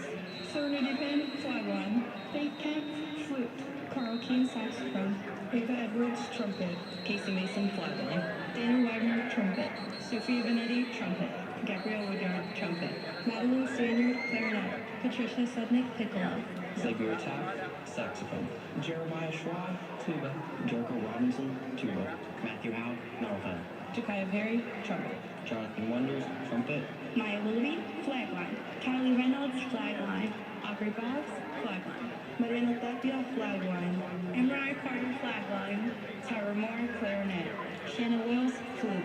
Janelle McConnell, majorette. Addison Schubert, trumpet. Talia Johnson-Harridge, trombone. Alexander Swanton, tuba. Zayshawn Poole, general dip. Travian Bates, majorette. Savannah Johnson, flagline. Terrence Jefferson, seal. Talon Henderson, baritone. Michael Wiggum, trombone.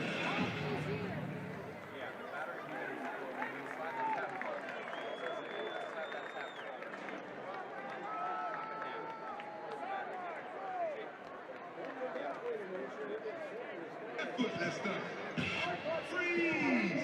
Everybody clap your hands.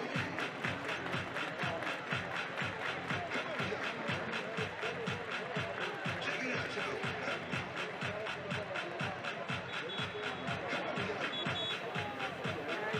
Check it out, y'all.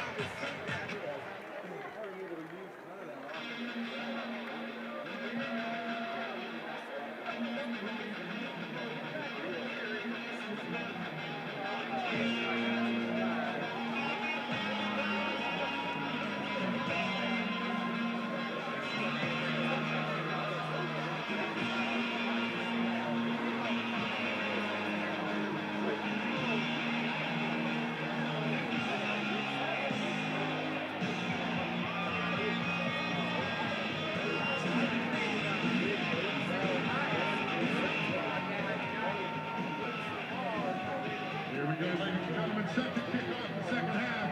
The Raiders number 38, Jared Edwards. Back deep for the Bulldogs. Number 4, Jamal Wheatley.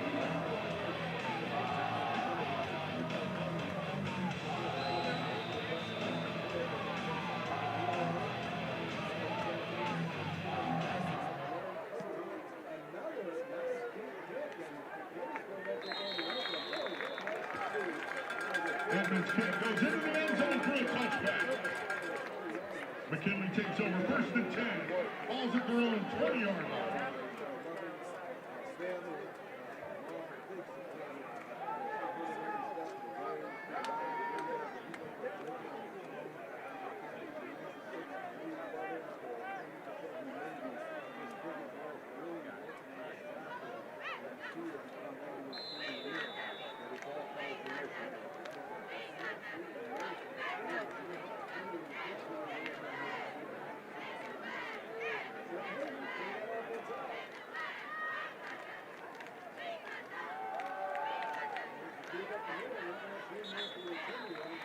Handoff to number 5, Isaac Brooks. Tackled on the play by number 78, Ellis Daniels. Gain of 3 brings up 2nd down and 7. Ball's at the 23-yard line.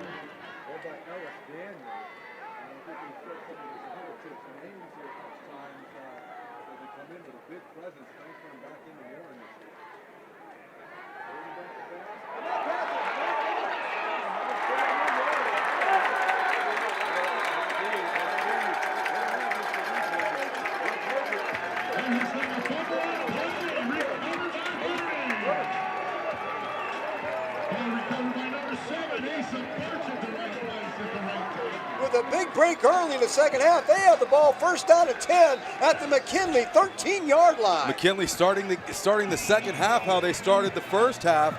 Early turnover there. Asa Birch, what a breakout game for the young man. Monster game on defense. They've got him listed as a freshman, but he's not a freshman. I believe he's a sophomore this year.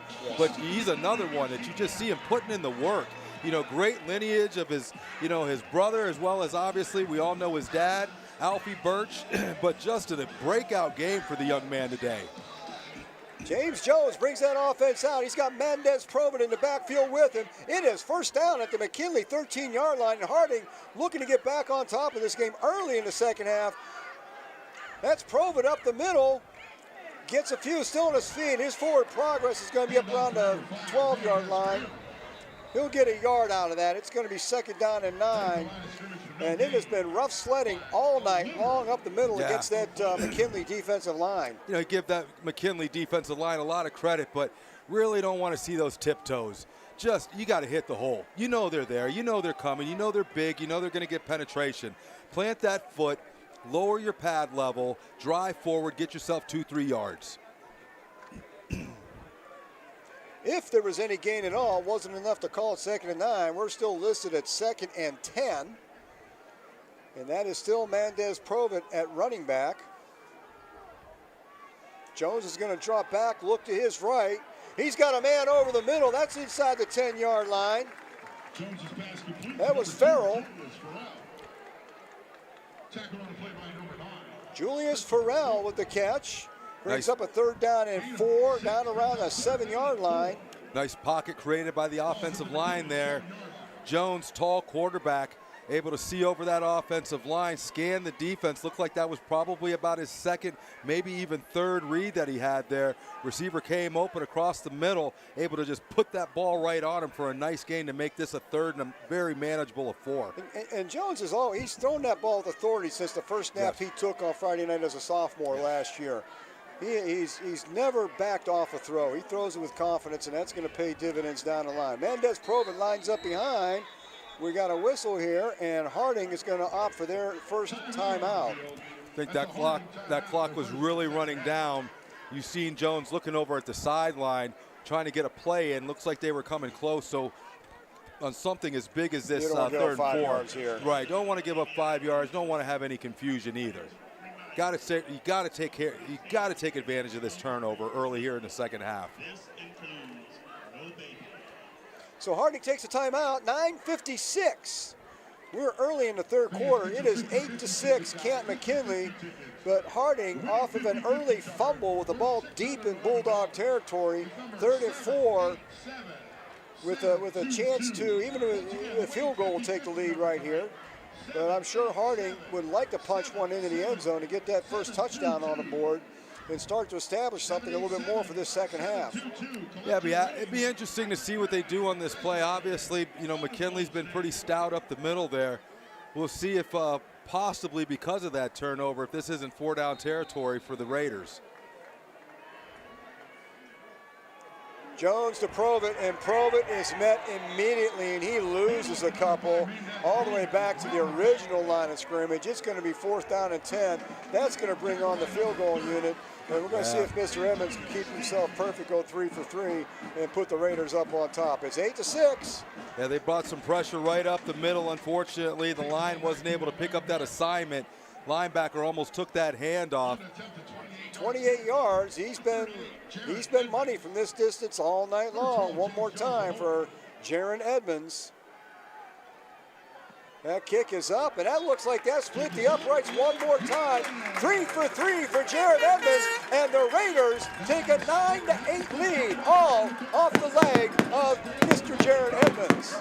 You know, we talked a few years ago when we had Jake Doherty and how important it was in games like this that are going to come down, you know, to a one possession is going to determine that game, and having the ability to have a kicker like this that you can trust with confidence to go out there. You know, a couple years ago, Coach might have went for that. Oh, absolutely. Coach might have went for that because he wanted it, you know, he didn't trust the kicker. But this year he's showing obviously a lot of trust in the 3-year starter, I believe. 3-year starter that Gigi is now. We're very proud of everything that he's put together to be a big contributing factor to this Raider team. How many teams do we see come in here? They don't have that kicking game. We've seen a few of them, and they've got no chance for 3 points right there. They're going to take their shot with 4th and 10, and that's a tall order. And it's too bad when you're looking at a 28-yard chip shot when you've got a decent kicker. And because we've got a young man who works at it, who's made himself better, noticeably better throughout his time here, Harding now sits on a 9-8 lead. Well, let's not also forget about the ability to put that ball into the end zone on the kickoff. Absolutely, that is huge. You take away some of that field position, and that's a big equalizer right there. Jaron Edmonds one more time. There's another deep kick. This one looks like they're going to field this one at the 1-yard line. Nice pursuit. Brought down before the 30-yard line, so nice coverage by the Raiders. That was number 4, Kamar Lucius on that. Had a nice return, but the Raiders cut him down before he got to the 30. So that kick was fielded, and the Raiders with some pretty nice coverage that time. Yeah, something too you always got to remember when you got a kicker that's putting the ball in the end zone all the time. Sometimes those what we called headhunters that are to go to the ball, sometimes they get a little lackadaisical just expecting that ball to go to the end zone. But great pursuit by everyone staying in their lanes, using that sideline as the 12th man to keep them well into their side of the field. Kylan West, the first half workhorse for the Bulldogs. He's back in there at tailback. And he'll get the call, and he's not going to get, well, he is fighting ahead for a few. It looks like it was an initial hit. Looked like the Raiders had him stacked up in the line of scrimmage, but West kept those legs pumping and moved it ahead for about 4 yards. 2nd down and 6 at the 31. Yeah, Jalen Murray came in from the left, the high side, looks like the high side outside linebacker there, was able to slow him up. Tyler Smith, number 3, coming from his middle linebacker position to clean up the play.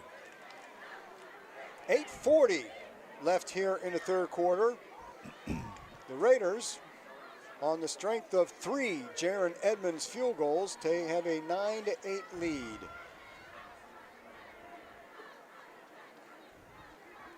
And again, it's Kylan West. Little slip that time, but he regains his footing and still picks up a couple. It's going to be 3rd down and about 2 at the 35-yard line. Yeah, Asa Birch in there again, causing the running back to change direction there.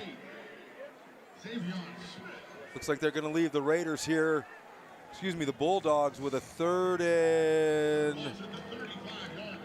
Scoreboard looks like says about 3rd. Yeah, looks more longer. like 3rd and 2. Right.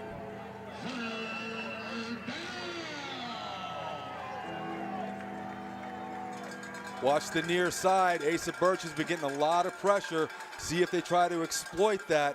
See if they try to exploit that open hole over there from his pressure. West is going to keep it. They did, but he was pass off to Zion Culver. Culver gets it out to about the 41-yard line. That's going to result in a Canton McKinley 1st down. You know, McKinley was able to move the sticks there, but I give Birch a lot of credit. Exactly what I was talking about there. They were trying to exploit his aggressiveness on coming to the quarterback. They ran that kind of like almost like a bootleg out there, but Birch was able to discipline himself, keep his assignment, and come up with the tackle. First and 10 McKinley, their own 41-yard line.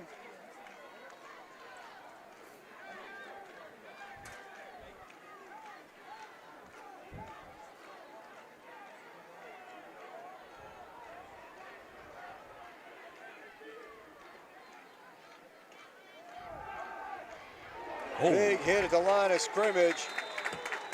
Maybe a 1-yard gain on that play. Elijah Phillips. There's another worker there. That was Shad Davis, number 6, and he got up a little bit gingerly after that hit. He's going to stay in the ball game. Yeah, Elijah Phillips coming up, number 9, coming up from that safety position. Big hit. No arm tackles and shirt tackles tonight, guys. Second down and a long 9. Hayden's going to put it in the air on that far sideline. He's got Darius Hill. Hill's going to get the first down and get driven out of bounds down there around the 43-yard line. Yeah, corners are giving up a lot of cushion right there on the coverage, just kind of keep it in front of them.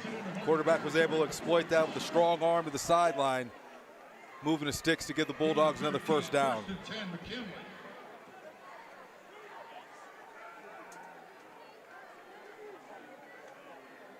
Kylan West back in at running back. Setting up behind Trent Hayden. Bulldogs trying to establish a drive here, get back on top in this ball game. That's Kylan West up the middle, and Kylan West with a big gain. 7 yards down to the 38-yard line. Second down and 3 for the Bulldogs. The Bulldogs going to go back to their bread and butter there with the run plays. Talk about giving these guys some experience. You see down here near side of the field, corner, number 23. We call him Z. Zarion. Zarion is, just an athlete with some speed. But Zarion Redding, look for his name to be called as we move forward. Just a tremendous athlete. Coach Richardson giving him an opportunity as a true freshman to come out here and show what he can do in a big game.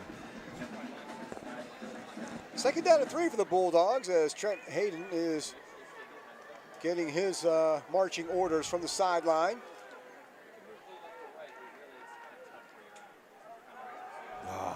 Kylan West, they kind of had him wrapped up, but he kept the legs moving, broke free, got another first down, gets that inside the 35 to the 33-yard line. That was Raekwon Hill, number 4, coming in from his right inside linebacker position. Had an opportunity at him. Little shifty, able to make him miss. Get that first down and move to sticks. Kylan West is quietly putting together a pretty nice game for the Bulldogs over there. He has had the lion's share of the load. And just a young man listed as a sophomore.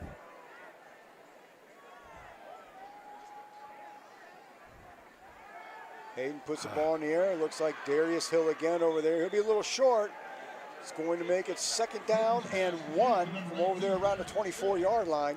A lot of cushion being given up by the corners. You see that blitz coming. Like to see maybe tighten that up a little bit, knowing that the quarterback's got to get the ball out of his hands quick. I want to put those corners up just a little closer, knowing that if you're bringing that blitz, you expect them to get home. That quarterback's going to fire quick. Maybe a little bit too much cushion on the outsides there. 4:46 to go in the third quarter. Second down and 2 at the Raider 25-yard line. The Canton McKinley Bulldogs, they are on the move and threatening. Down 9-8 at this point. And there's the give up the middle once again to Kylan West. He'll fall ahead for a couple, close to first down. They're not giving it to him just yet. It's going to bring up third down and 1 at the 24.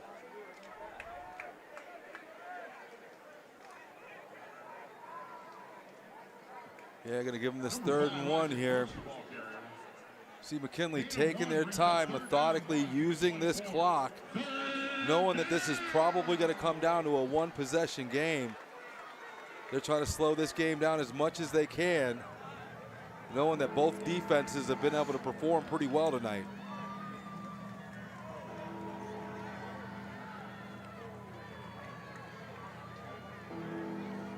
And barring anything unforeseen, I would say this is definitely 4-down territory at this point. Yeah. Look at that. Big hit up the no, middle. play action, and he's got him. And Trent Hayden finds Darius Hill from 24 yards out for the touchdown. That play was set up beautifully. The Harding Raiders and Eddie and I both bid on that play fake up here in the booth. Thought we had a big hit in the backfield. Play action fake. He gets Darian Hill streaking down the middle on that post route. Look, had him one-on-one. Didn't look like there was any safety help over the top there. But this is why you keep on pounding the ball, pounding the ball, pounding the ball. Everybody in this stadium would have bet their last paycheck that they were going to run the ball twice in a row if they needed to get the first down. Run that quick play action fake. Gets a couple steps on that corner. Quarterback throws a nice place. Great execution of that play. And this time, McKinley closed that up, set up for a kick, but now some confusion over there, and they've got to burn a timeout on the extra point, it looks like. I think, no, Harding actually burned the timeout on that one. That's going to be tough late in the ball game if that takes them down to one left. Yeah, that's where they, Harding looks like Harding took the timeout. Harding took a timeout. They're down to one. And you're looking at a tight ball game. The extra point, you're still inside one score. Obviously, that's not something that comes back to bite them down the road here. Yeah, those timeouts can become crucial, especially when you get into these tight games like this. But obviously, coach saw something that he didn't like, and felt that it was worth burning that timeout over giving up the point. They did come out in that little helter-skelter look again. They did come in, as you would traditionally see, to line up in a traditional formation, and for something with that just didn't sit right with the coach. Wanted to take an opportunity to talk to his team. So this time McKinley comes out. Well, they are still spreading out. Looks like they want to go for two now. They're they're taking advantage of that Harding timeout, and they put their own plan in the works here. You figure up 5, you go up 6. You know, this puts you up 7. Puts you up 7. Touchdown and an extra point.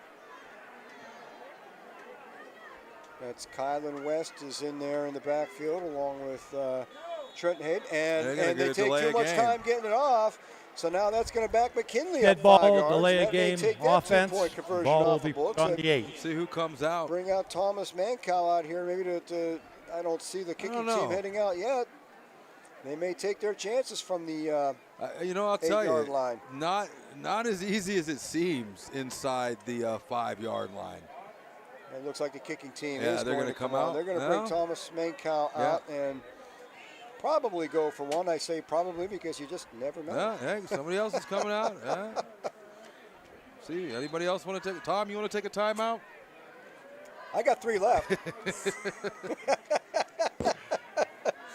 Can't take them with you. They don't carry over the next week. That's right. That is interesting. All that for them to just line back up for Thomas Mankow back on the 15-yard line. 25-yard attempt for the extra point. And that looks like it's up and good. And McKinley goes on top 15-9 with 3:50 to go in the third quarter.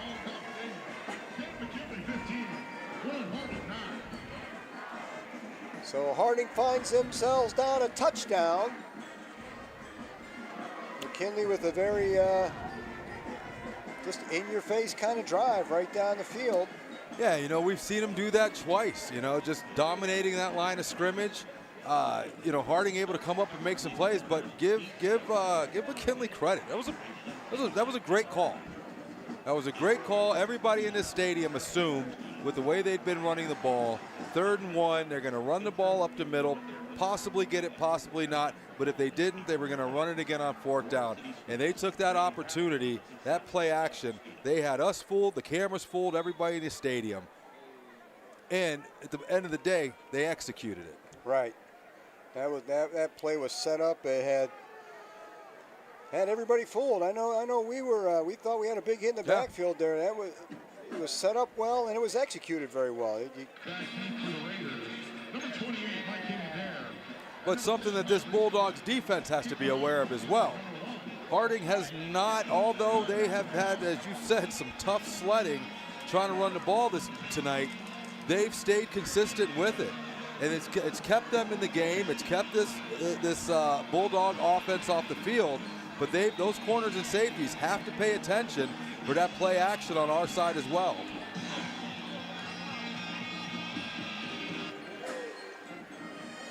That kick is going to be taken back around the 1 yard line. Mike King Adair once again. Mike King Adair has a hole. Mike King Adair up the near sideline. 35, 30. That kicker doesn't count. That kicker can't count. Inside that 10-yard line, first and goal, Raiders. And again, a big play off the kickoff puts Harding right back in the ball game. Once again, Mike King getting that opportunity back there. Twice now he's touched the ball, smelling that end zone. I thought he was going. He heard the kicker don't count. The kicker doesn't count. But looks like we've got somebody down. Looks like we might have our first cramp of the game. That looks like maybe number 2, Julius Farrell. Yeah, they're stretching him. First. Mike King Adair fields that kickoff at the 1 yard line on the far hash mark, turns it up the right side, down the home sideline, all the way down to the 10-yard line. And Harding, first and goal with 3:36 to go in this third quarter. Down 6 to the Bulldogs, 15-9, but now an opportunity to jump back up on top. Harding desperately needs their first touchdown tonight. No, absolutely. I mean, I'm not going to say that this is 4-down territory. Obviously, if you need to kick it, you kick it. You put yourself down 3, give yourself an opportunity. But, I mean, this right here, this is where you introduce them to the wellness center. You absolutely, put your hand in the dirt, and you drive them and introduce them to the wellness center. Mendez Provitt spins off one, gets back to the line of scrimmage on that when it's going to be second down and goal from the 10. And still just outstanding penetration by that Canton McKinley defensive line. They have set up camp in that Harding backfield all night long. Absolutely. You could just watch it on the film here. You're seeing where the push is going. You know, they've got that 3-man front. Looks like they're running something similar to what Harding runs, where they bring those 2 outsides up as ends and they're basically blitzing. But they've done just an amazing job of disrupting plays in the backfield. But just remember, play action goes both ways. This time Jones looks over the middle. Oh, where's the flag? Flag. Ah. They're not going to call that. Looking for number 11, Austin Blackwell over there. Hey, I like that read. Saw the one-on-one coverage, knew he had the slant over the middle, but give a lot of credit to the defender, able to keep that blanket coverage on him, bringing up the 3rd and 11. 3rd and goal at the 11. Don't really have to score, but you'd like to get inside that 5-yard line to take a stab at it. And I don't know that, I don't think they're falling for any type of play action here on a 3rd and 11. They're thinking strictly pass. Down the corners, 50-50 ball. There's some hands on. There's the flag. That defender had hands all over the Harding receiver. That's going to be pass interference. Absolutely. That's Kai again out there. Had him for the one-on-one, gave the opportunity. It's not the automatic first down, but that's going to be the 5-yard line we're looking for. Right. That is unbelievable. That is unbelievable. If I'm a corner, I'm just grabbing. I'm just grabbing every play. So that's pass interference defense. Half the distance to the goal on the 5, 3rd down.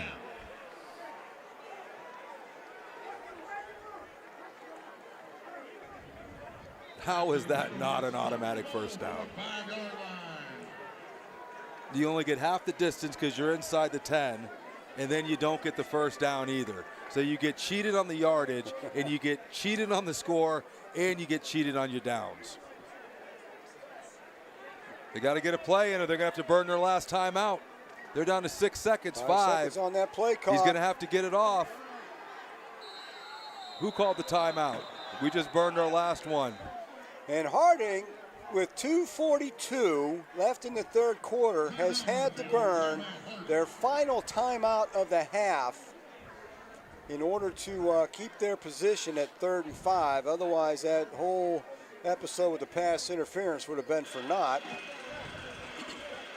But now they have 2 plays to get 5 yards to punch a touchdown in.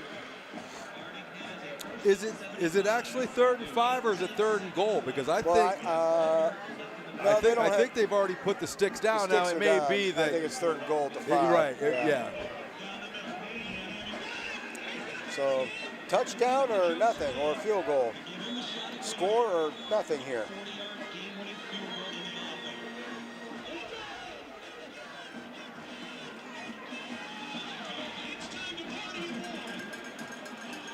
Be interesting. There's a play where you could see some play action, possibly. Play action, try to draw that middle linebacker up, quick slant across the middle. When that linebacker vacates. That's Matty Richardson in the backfield alongside James Jones on this play. Jones back to pass over the middle.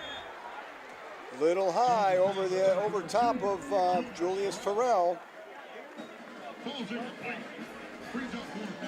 4th and goal at the 5. Had a step on him, just couldn't put it there. Coach Richardson wants to put some more points on the board, make it a little bit closer. So Jaron Edmonds one more time. He has kept Harding in the ball game, and they're going to call on him again to keep it close. Jaron Edmonds attempting to make this a 3-point ball game. It is a 22-yard attempt, the shortest of his 4 attempts so far. Almost like an extra point. Kick is up. Good. And Jaron Edmonds keeping Harding close. It is 15-12. It hasn't been pretty, folks, but it is close and it is competitive, and Harding is right in the thick of it with 2:35 to go in the third quarter. Yeah, I mean, honestly, you know, we're glad with the points, making a 3-point game, but you can't deny that that's disappointing. Big return by Mike King, puts you down to the 10-yard line, and the only thing I think that we actually got out of that was the penalty. The one run play that we did run, I think, ended up in a loss of 1 there, and just weren't able to capitalize on this defense. I mean, that's 4 opportunities now that we've had to be able to put 7 on the board, and give a lot of credit to that McKinley Bulldogs defense over there. They came to play. You know, the bend don't break. Forget about the last play, move on to the next one. Is to give them a lot of credit for keeping this what should be a high-powered Harding offense out of the end zone all night.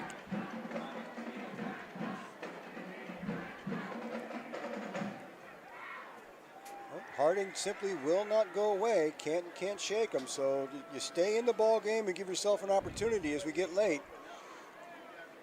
I really would like to see Gigi put one back in the end zone here. Let McKinley come out at their own 20.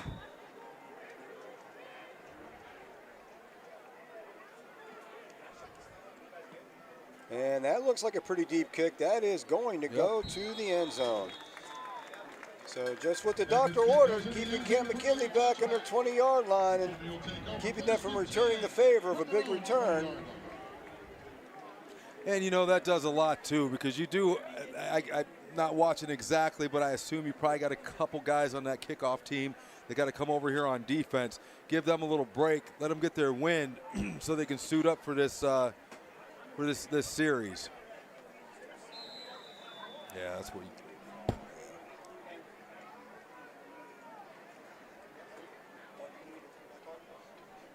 Yeah, I gotta see these rosters.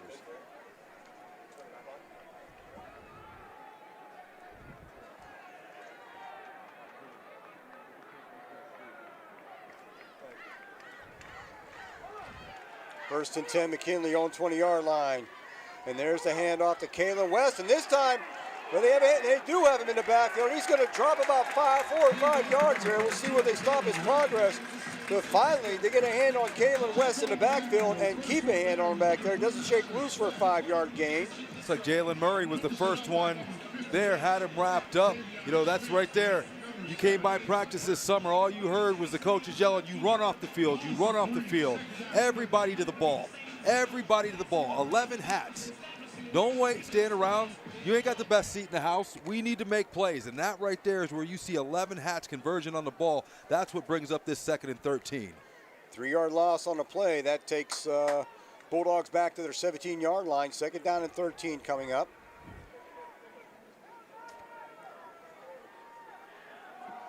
Here's the handoff again. This time West breaks it free. West is in the secondary. Kalen West down the left sideline being chased down. And Kalen West, 83 yards up the home side sideline. And that is the separation that Canton McKinley's been looking for all night long. 21 to 12 on an 83-yard scamper by Kalen West. You know, we've been watching this young man all night, Kalen West, just pound the ball. And it was just a matter of time before he was able to get in that open field and use that speed.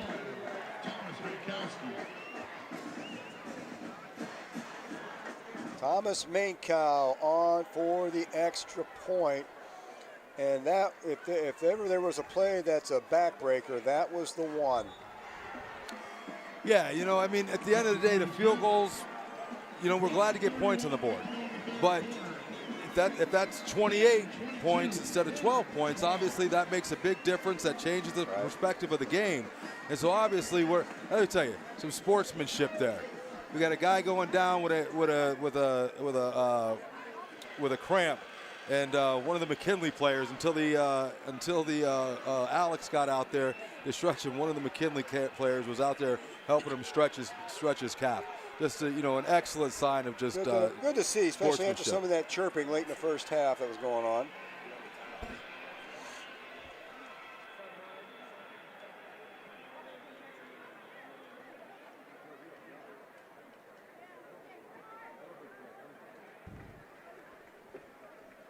But yeah, you in a game like this with an explosive team like McKinley, you got to put a couple of these into the end zone. Now look, ball game ain't over yet. We still got a minute 31 here in the third quarter. Got the whole fourth quarter ready. But there's no equivocation here. 3 points is not going to do it. Anything inside the 20 now becomes four down territory. You got to punch the ball in when you get the opportunity. 1:31 to go here in the third quarter, and the Raiders, for the first time this evening, find themselves down by 2 scores. They're down by 10, 22 to 12. Well, scoreboard shows 1 timeout. We're thinking they've got none. We'll see how that plays out later on. Yeah, we want to see how they respond here. I mean, you're getting it right here. You want to put some points on the board here. You only got 12-minute quarters, so you got to try to put some points on the board here. I don't think they're going to straight abandon the run game, but they're going to have to open it up. They're going to have to start airing it out, get some of those fly guys down the field, see if they can get some pass interference calls, see if they can catch some 50-50 balls. But you're going to have to move the ball in a hurry, and you're going to have to get it in the end zone. Mankow with a low kick, trying to avoid that return. We got whistles on the play, and it is offsides on the McKinley kicking team. I dare say that Coach Richards is going to make them kick that again. Absolutely. They just did a 40-yard sprint. Yep. Let's see if you'd like to do another 40-yard sprint. We got this moment. I know one of Warren's favorite sons all the way out in New Mexico, Mark Marvin, is watching the game from way out west. I want to say hi to Mark. I've got some classmates out that way. My old high school teammate, Timmy Campbell, out in Idaho. I believe he might be watching tonight. And another friend of mine, M.D. Johnson, in the state of Washington. So we are cross-country, nationwide this evening. Canton sets up in the 35. Another line drive kick. This is Mike King Adair. This time picks it up about the 10. He's got He another gets to another line, and Adair again up the sidelines. Almost breaks it, but the Raiders get excellent field position all the way out to their 48-yard line. And Mike King Adair has been a force on kickoff returns tonight. Harding needs to find a way to capitalize on that field position. They have not really done it yet. They've gotten field goals. Field goals aren't going to get it done at this point in the ball game. No, you know, right now, Mike King and Jaron, Gigi really keeping them, giving this Raiders team an opportunity. And that defense, I mean, obviously the big play was what it was. It was the big play. But they were giving this team an opportunity. Still got a minute 22 left here in the third quarter. They need a quick score. Then they need to play some defense. Get them back in here. Make this a fourth quarter game. See if those big hogs up front for McKinley, find out what the summer was like for them. Find out if they put in the work. They're going to mark him down to 46 for his 1st and 10, and that was Fumble. Jalen Murray. Jalen Murray, and the fumble on the play. And it looks like it's going to go to the Bulldogs. So now it's Harding's turn to turn the ball over. And the Bulldogs fall on a loose ball on the Harding 49-yard line. And now the defense has to step up even sooner than they wanted to. Yeah, that was a big stick. Looked like he might have come in a little high there. Big stick, couldn't tell who made the play for the Bulldogs, but it looked like the running back, I believe that was Jalen Murray, came off that left tackle there, came off a little high, and just too much exposure of the ball in his body. Big hit, puts the ball on the ground, putting the Bulldogs in a position to possibly put this game away here in the third quarter. 1st and 10, Canton McKinley at the Raider 48-yard line.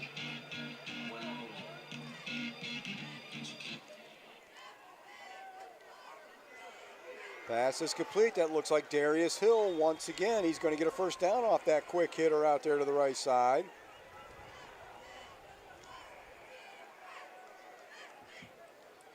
Yeah, nicely executed screen pass out there to the wide receiver. Has that corner one-on-one. Makes the quick catch, strong arm by the quarterback to sling it out there, giving his receiver the opportunity and space to make some moves. Get the ball upfield, move the chains. Pass was actually caught by number 10, Damir McClellan. Zion Culver checks into the backfield for the Bulldogs on this play. And he'll get the call, and up the middle, not much. Raiders shut that one down.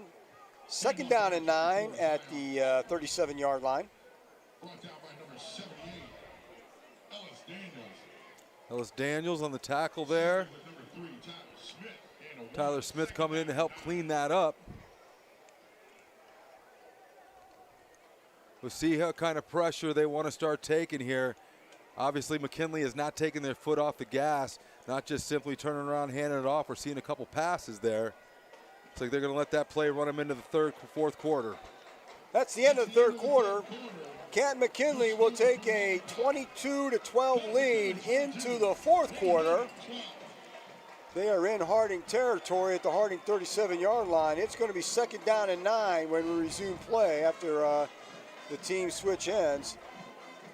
Harding hanging close all night long until late in the third quarter when Kylan West broke free for 83 yards and a Bulldog touchdown to give Canton McKinley some breathing room. They haven't had it all night. They got it now.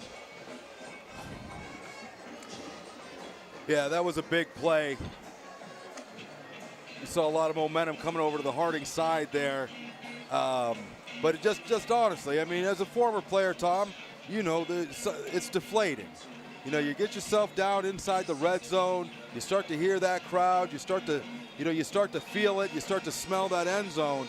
And for McKinley to just be able to shut the door on you on 4 separate occasions when you had the opportunity, that becomes tough for the offense. And in all honesty, that becomes tough for the defense too. But once again, still have opportunity. 2nd and 9 here. Got a whole 4th quarter left. Big defensive stand right here for Harding. They have to keep McKinley out of the end zone on this stand, or it's going to be a really tough go for the final portion of this ball game. And the other thing you got to watch too, because I mean, although McKinley hit that big one, I mean they've been running a lot of clock too with the methodical 12, 11, 10, play drives. Kylan West again. And that's going to bring up 3rd down and long. He might have gotten that down to the 35-yard line. Yeah. Looks like they're marking him at the 36. So that's a 3rd down and 8. And unfortunately, this is where those timeouts that you had to burn early are going to come back to bite you. I think it looks like they took one off of McKinley. They've got 2 listed over there, so maybe Harding did not. Yeah, you know what, though? That one after they scored didn't make any sense of why Harding would have called that timeout. Yeah. They absolutely pointed to Harding. They absolutely took it from Harding. But it just wasn't logical why Coach Richardson would have taken a timeout in that situation. 3rd down and 8. Hayden back to pass, looking long. And just out of the outstretched hands, that might have been, was that Elijah Finn down there, number 0, I think? I think so. That was Elijah Phillips on that man-to-man coverage, though. Receiver got a few steps on him. Quarterback threw a nice ball, gave his receiver the opportunity to run under it. Just wasn't able to make that Willie Mays style over-the-shoulder catch. Harding's going to dodge a big bullet there, but at 4th and 8, I don't think they're going to punt it. No, they're not punting this. They're going to go for it, and if they don't make it, they're going to put some trust in their defense because they know Harding hasn't been real successful all night. So they're going to try to keep the ball. Well, Harding's got to watch. Darius Hill down here on the near sideline. They've been able to hit on the run. You've got Finn and Britt up there on the top. They're all 3 talented receivers. A lot of space on that slot. He's wide open. Looking for Elijah Finn. Finn has everybody beat, and that's going to be a score from 36 yards out. As Elijah Phillips again on the coverage, went right back at him. And Canton McKinley in the last few minutes has broken this game wide open. It is now 28-12 with 11 minutes and 1 second left to go. Extra point attempt coming up. I got to assume that was a double move of some sort. Phillips probably bid on that. Unfortunately, we don't have the replay here to see it, but I'm assuming that had to be some type of double move. Phillips bit on some type of dig route at the sticks. Receiver found himself wide open. Quarterback was able to lay it in there for the execution, but you're right. And that kick is up and good. It's now a 29-12 ball game. McKinley, which had been just banging it down the field all night long, all of a sudden 2 big plays. The 83-yard touchdown scamper by Kylan West, and now Trent Hayden connecting on a 36-yard strike to Elijah Finn, and all of a sudden, it's a 17-point ball game in favor of Canton McKinley. Obviously not what, there's a lot of good that's going to be gained from this game, watching, some of the things that the defense was able to do. But I'll tell you, there was one of the baseball players I was watching, Harding baseball player, asked to have his bats taped. When he gets up to bat, can you tape my at bats? And so that was done. And at first, all of his hits were sent to him, and he said, "Well, where are my other ones?" Because those are the ones he wanted to watch. He didn't need to watch what he did well. He wanted to see his mistakes. I think you can learn more from your mistakes than you do. You leave the highlights for Facebook and your social media accounts for everybody else to see. There's a lot that can be learned from a game like this.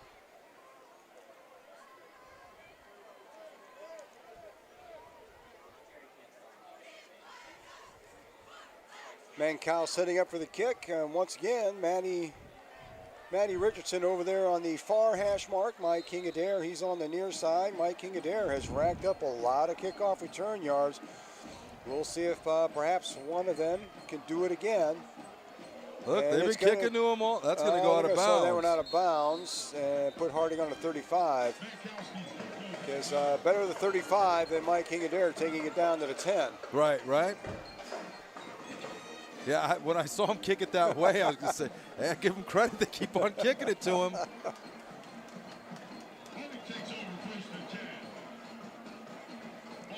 Should be interesting to see how they come out here.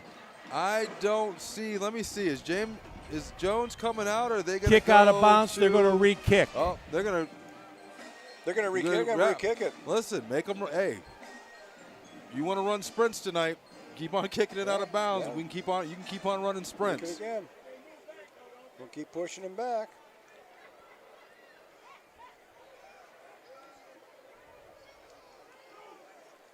I think Coach Richardson would like to see Mike King-Adair get his hands on that ball one more time with what he's been doing so far tonight.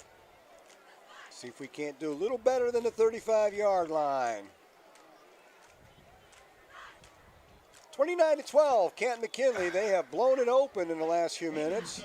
You know, I tell you, if I was Coach Richardson, I'd be out there screaming at the officials. You don't give them that type of time. Line it back up, kick it. You don't get time to catch your breath again. That's the whole reason that Coach Matty didn't take the ball at the penalty spot, was to make them run another sprint down there. 11:01 to go here in the fourth quarter. Thomas Mollenkopf set to try one more time. They kicked it out of bounds. We'll see if they take a shot at letting either Matt Richardson or Mike King-Adair, see if he wants to put it in the hands of either one of those two. Mike King-Adair has torched this kickoff coverage team for, and this time just going to roll it down. That'll go out of bounds too if he let it. One of the upbacks. I think that was number 6. Up there by number 6, Antonio Dukes. Oh, they got what they needed. Up a little bit better, up around midfield. Just over into Canton McKinley territory, it looks like. Oh, no, I'm sorry. I've got the wrong markers looking at. Up to the 39-yard line. Oh, I guess put it on the 40. So Harding's just starting the 40-yard line. They got good field position. And if they want to get back in this ball game, they're going to need two things. They're going to need quick strikes, and they're going to need solid defense. Yeah, absolutely. Probably a turnover somewhere in there as well to have any realistic chance to get back in it. But it starts right here with number 12. He's got Farrell. Farrell breaks loose past the 50. He's in Canton McKinley territory, out of bounds at about the 40-yard line. That's what you're going to need, those big chunks. You got a McKinley player down at the 50. Looks like a cramp late in the game. Those cramps are starting to bite. Hasn't been as warm, but it's warm enough. Yeah, easy for us to say. Right? We don't got 30 pounds of equipment running around out there.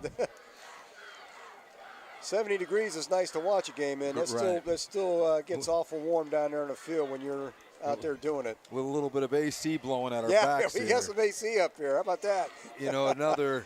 No heat cramps for us, guys. We're fine. Right. Well, I stretched well. You know, I've been hydrating since Tuesday. But you know, you guys on the videos, you get to see everything that's out here. You know, a big shout out to the Warren City Schools for everything they've done up here in these press boxes. I mean, they've just redone everything. You know, and you know what, Tom? I don't think we've had the opportunity to talk about the people who really make this happen for us, and the students and the teachers behind WSCN, and the amazing job they do bringing this production every week. We say it every year, but you know, you just can't say it enough. Eddie and I are just so privileged and blessed to be able to be up here and be a part of all this. And as long as they keep having us back, we'll make our way up those stairs of Mollenkopf Stadium, because it's worth the climb. Yes, no, absolutely. Second down and 10 for the Raiders at the McKinley 39-yard line. 10:43 to go. Harding trying to find some way, somehow, to claw their way back in this ball game. They were in it for a long time, but two big touchdown strikes by Canton McKinley, one late in the third quarter, one early here in the fourth quarter, and that has really put a spread on it. There's a handoff up the middle, only for a couple, and the run game still is just not there for Warren Harding tonight. And you got to give Canton McKinley credit for that. Yeah, absolutely. I mean, just really controlling the line of scrimmage up there. I get the strategy. You know, you had that three-headed monster in your running backs, keeping them fresh, you know, keeping those legs in there. But McKinley just answered the bell every time. We're going to have to see him start to stretch the field. James Jones drops back on 3rd and 9, looking down the field. He was trying to find. That was Kai. Trying to find Kai Blesher. That is picked off by number 9, Christopher Kroc. And he's going to take that ball all the way to the house. Big pick 6 for Canton McKinley. And that's going to send the Harding faithful heading for the exits.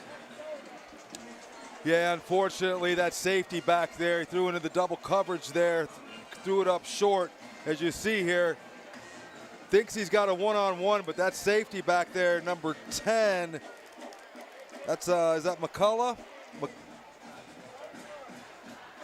He came back there, just hawked it, ball a little underthrown, almost reacted like a punt. He was able to get back there, flag that down, and just take it the distance. And I think you're right at this point, Tom.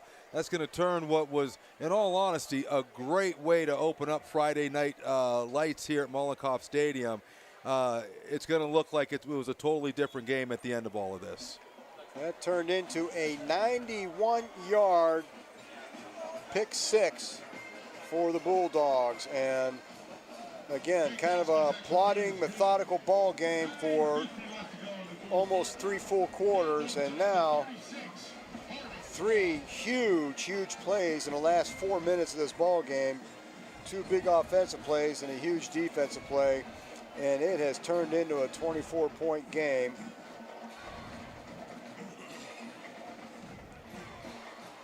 And that's going to send Harding back to the drawing board to get ready for next week. Yeah, you know, as you say, you know, Harding's got a tough schedule this year. You know, starting out with game number 1, you know, against McKinley. You know, I can tell you, I can attest for having one of them at home, you know, at the younger levels. There is no question. These kids and these coaches put in the work over the offseason. There is no question. Whether it be in the weight room, whether it be here at the field running plays, they absolutely put in the work. They absolutely have put themselves in a position to be competitive. But look, this is McKinley. You know, this isn't some slouch team. This is McKinley. They come to play every single game, every single play. Once again, moving forward, it isn't about how you fell. It's going to be how you react to it.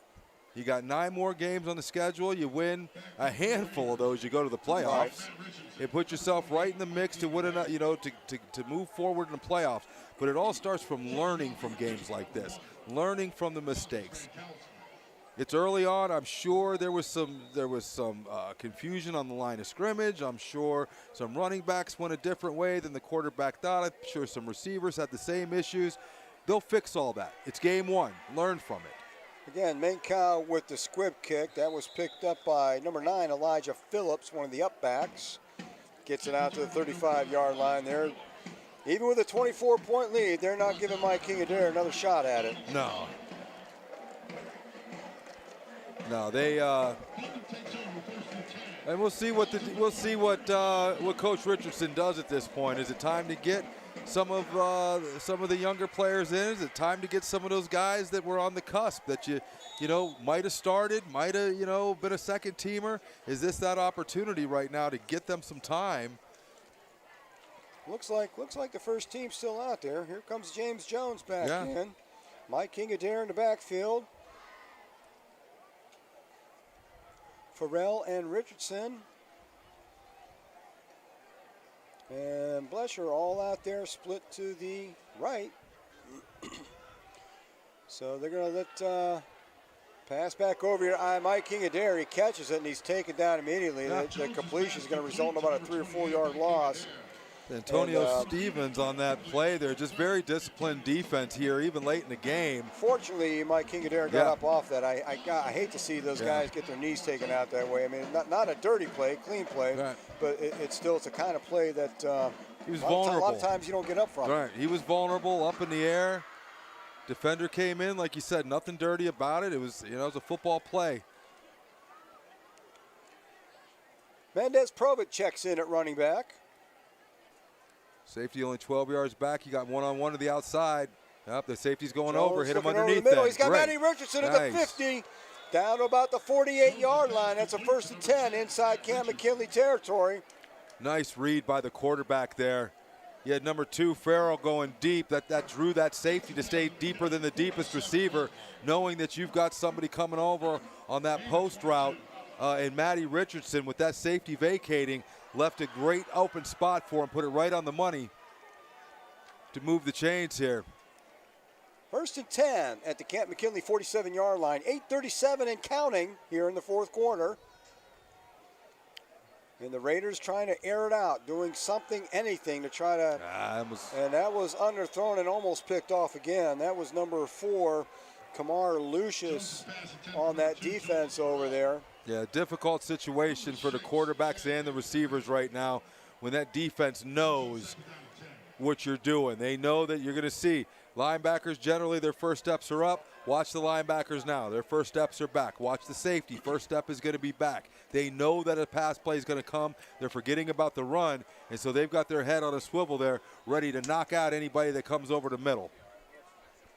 2nd down and 10.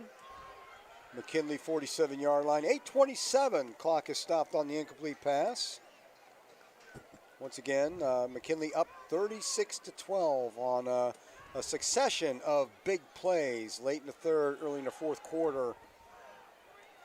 There's a complete pass. That was to number 11. Austin Blackwell. Pass complete to number 11, Austin Blackwell. He's caught a few tonight. Another 1st down. Gets knocked out on the near sideline. That's going to stop the clock. Takes it down to the McKinley 34-yard line. 8:22 to play. You can tell Jones, he hasn't locked into one receiver. He's probably spread the ball to at least 4, 5, maybe even 6 different receivers tonight. The only one that I didn't really see getting into the mix was number 15, man Amir Cobb out at tight end. Looking for the quick hitter over there to Farrell, but a little bit too far out those outstretched arms. Brings up a 2nd down and 10. You got those, you got the corners and the safeties out there getting a little aggressive, knowing that the quarterback's going to pass. Excellent opportunity if the line can give the quarterback time for a double move. See if you can get him to bite and get upfield.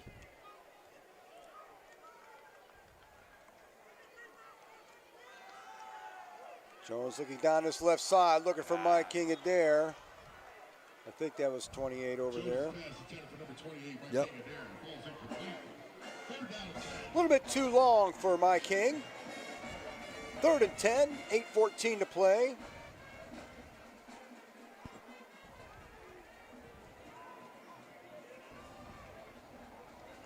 Harding at the 34-yard line of Canton McKinley. They've completed a couple passes to get down there and just trying to air it out and see if they can't put something on the board quick. And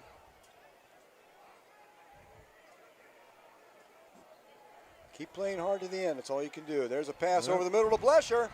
That's going to be a 1st down inside the 20-yard line. Kai Blesher catches another one. He's got a couple tonight.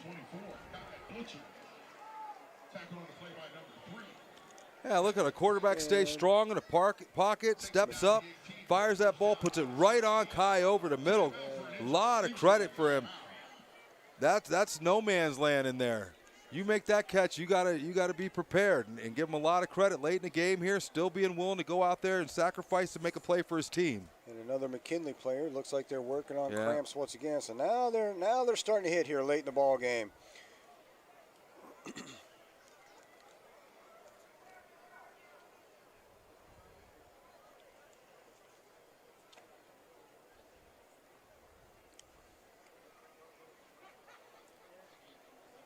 Able to get through most of the game. Interesting, you know, you kind of get late. It's not about, it's just, you know, the more liquid you lose, the more you sweat, and not being able to get that water back into you quick enough. But like I said, you don't see too many people that get cramps multiple times, because the first time you get it and you feel that hit, it is a pain that is undescribable. That's Lanaz Brown, number 13, trotting off the field. Good to see him up and going. So, first and 10, Harding, down to the 18-yard line, trying to put something on the board. They're scoring tonight on the strength of 4 Jaron Edmonds field goals. Oh. Kind of going for Kai again there. Obviously a misunderstanding, miscommunication between the receiver and the quarterback there. Kai zigged and James Jones is throwing for the zag. Yeah. I don't think McKinley's taking this off. They want a shutout. They want to keep they want to keep him out of the end zone. Absolutely. They want some bragging rights. They want to be able to say that they went through week 1 without giving up a touchdown.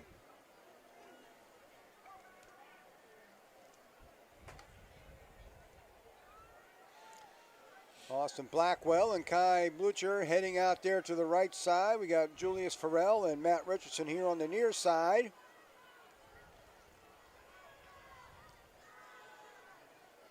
And looking for Farrell, and Farrell's got it. There's a flag on the play, but I believe Farrell made that grab. I think they're going to call that defensive pass interference. Farrell got the grab despite the interference. Yeah, listen, great concentration. Quarterback put the ball. You watch it on the play here.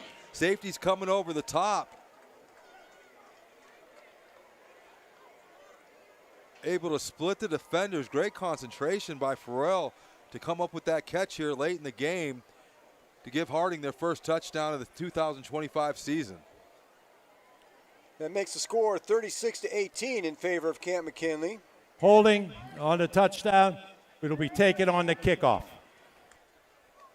Harding looks like they're going to try to go for 2, and they got GG out there. Oh, okay. I thought they were going to go for 2 here, and could have made it a 2-score ball game. Yeah. And Jaron Edmonds stays perfect on the night. 4 field goals and an extra point. 36-19. Yeah, so 17 points. Unfortunately, that does make it a 3-score game. But we'll see what the coach is really thinking here. You know, if he goes and if we see an onside kick here, you know, versus him just kicking deep and just trying to, you know, get his defense a little bit of traditional work to end this game out. 7:47 to go here in the season opener.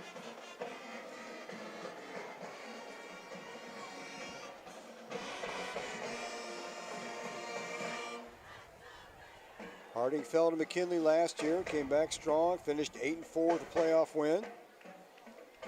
McKinley went 8-5 last year. They had a pair of playoff wins before they got knocked out of the tournament. Yeah, a lot of opportunity. I mean, I think, what are they still, 16 teams for the playoffs? Yeah. A lot of opportunity. You put 4 wins on the board, right, you're pretty much in. And, you know, giving, Harding and McKinley and the like, giving them their credit, they got a pretty tough schedule. You put a couple W's in the, St. Ignatius last year, I think, won 1 game and went to the playoffs. Yes. And then didn't they play in the, they were either in the semifinals? I think they went deep. Yeah. With 1 loss, they went deep. With 1 win. 1 win. With one win. Jaron Edmonds, and he's going to do it in, well, that's right, they had the holding penalty, so it wasn't back at 40. So now, he's more mature than I am, because I would have tried to put it in the parking lot. I would have absolutely tried to put it in the parking lot. Canton McKinley's going to take over first and 10 and throw at 20 with 7:47 left to play. They are sitting on a 36-19 lead, and I can't see them doing too much else. Just getting it to Kylan West up the middle and run the clock down. And, no, I think they've actually, Culver in there. they've subbed out there. You're right. That is Culver there. That's in the backfield. Looks like the quarterback though. It's still Trent Hayden that's in there. But I assume he's just going to turn around and hand that off. Darius Hill still down here in the receiving position. That's Culver. And he's going to dive ahead for about 5 or 6. They're going to take him out to between the 25, 26-yard line. So they'll call this 2nd down and 5. Haven't seen too much of Culver. He's listed as having over 1,100 yards rushing last year for Canton South before transferring to McKinley. Little bobble on the first play of the game, and then most of that workload fell to Kylan West, who is probably done for the night at this point. I mean, great game. Went out there. I mean, obviously they have the opportunity to do some big things, you know, moving forward with a lot of young players on this McKinley side. That's Culver again. This time he doesn't get much of anything. Maybe back to the line of scrimmage, make it 3rd down and 4.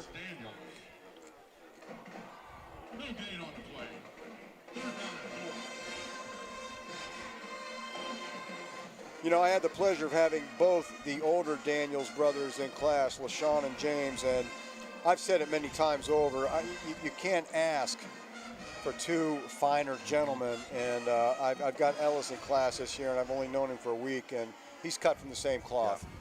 There's no 2 ways about it. Yeah, even when he had moved away, you know, one of my children stayed close with him, and you know, just always just a stand-up family, and just a pleasure to be around, and glad to see him back here in the black and gold. Culver's met hard in the backfield before he gets to the line of scrimmage. That's going to bring up 4th down, and we're going to see something we haven't seen for a while, and that is the Canton McKinley punt team.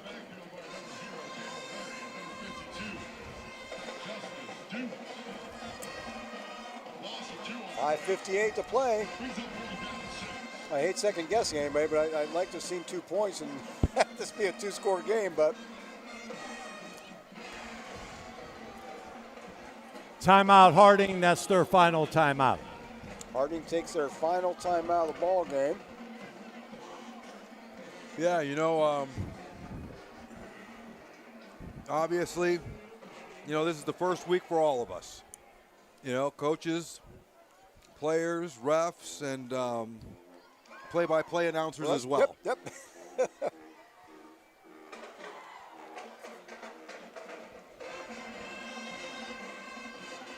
Just under 6 minutes left in the ball game.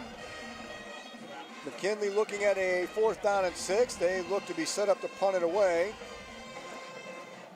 from their own 24-yard line. Thomas Mankow, much like Jaron Edmonds, handling all the kicking duties. They don't have high school principals at the game, enjoying their 15 seconds of fame on the big scoreboard there.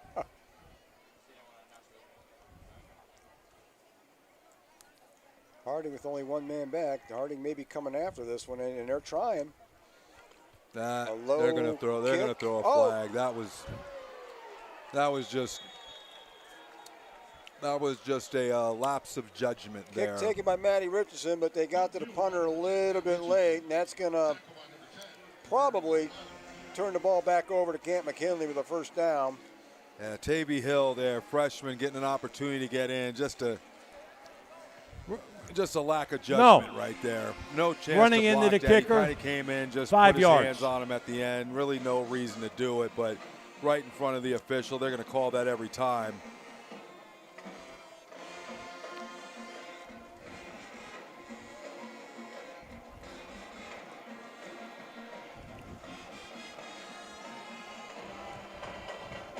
Options being discussed over there with the Canton McKinley coach.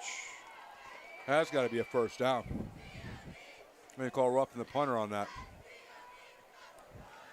The penalty for running into the kicker is declined. It'll be Harding's ball.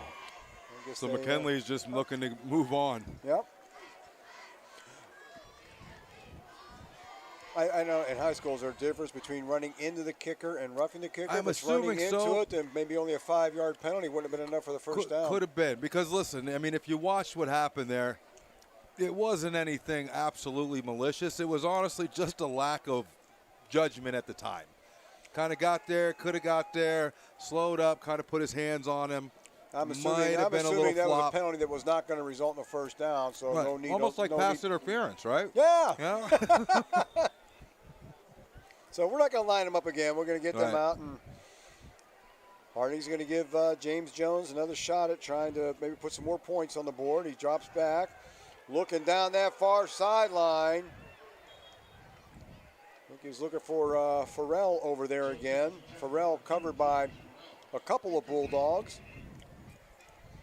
Second down and 10, 5:46 to play.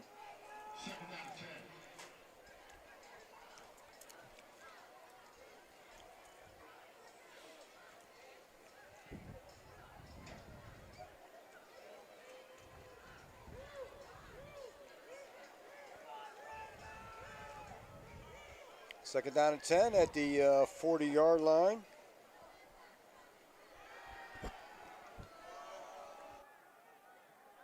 I was just going to check. I think it's Jones is fast, complete. Third down and 10. Going to bring down a 3rd and 10 here as we start to wind down. 5:40 left. Like I said, if you look at the score right now, this doesn't really depict how this game went. I mean, you really had a true McKinley-Harding matchup all through the first half. But, you know, McKinley just, you know, they just kept on wearing away. And when they broke that big run, giving Harding a lot of credit that they bounced back from it. But McKinley just kept on coming. There's the ball's on the ground. Jones forced out of the They're pocket. That ball's on the ground, and it is picked up by Cam McKinley. That was number 8, Amari Mitchell, scampering towards the end zone. And it looks like that's going to be another McKinley defensive touchdown. About a 37-yard fumble recovery and return. And anything that can go wrong is going wrong for Harding at this point. Yeah, and let's give McKinley some credit for that. You know, they know how to win. They're a winning program. They know how to win. And when they smell blood, they attack. Makes the score 42-19. Extra point pending.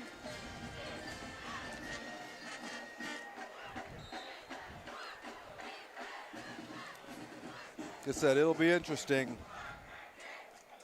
You know, next week when we go over to Akron and we play this Buchtel team, we'll see, you know, the character of this team. You came out here first game, obviously there was a lot of expectations. There's no doubt. We're not going to belittle it. There was a lot of expectations. Obviously, you did not live up to those expectations. But what do you do with the rest of the season? If I'm the coach, I'm looking at every one of those seniors.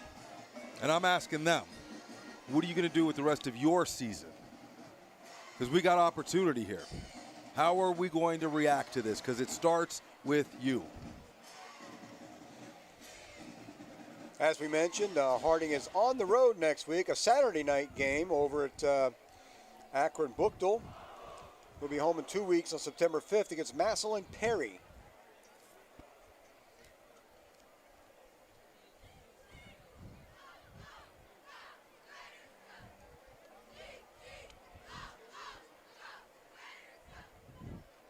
(43-19). Canton McKinley over top of the Raiders with 5:26 to play. And from late in the third quarter on, it has pretty much been a nightmare for Harding and the Harding faithful.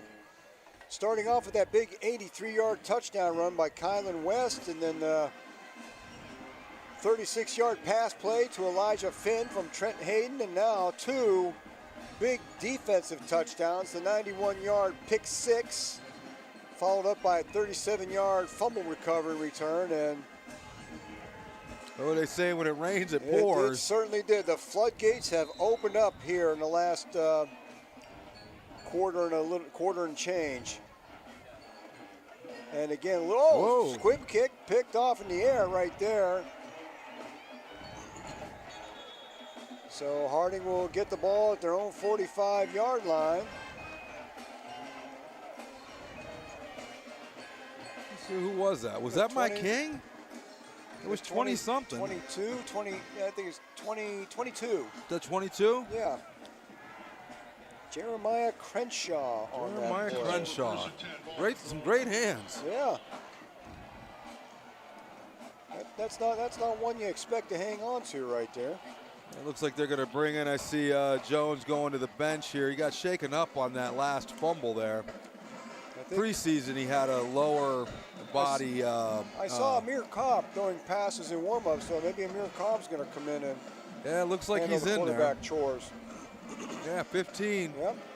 He was throwing passes alongside James Jones in the pregame. Listen, he's another one of that core group of seniors that all came up from the Little Raiders in Deemer Park, played together for a number of years.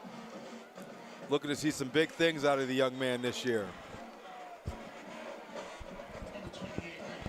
Mike King-Adair picks up about 6 or 7 on that, gets it over to the McKinley side of the field at 49. Second down and 4. Clock ticking, under 5 minutes to play now.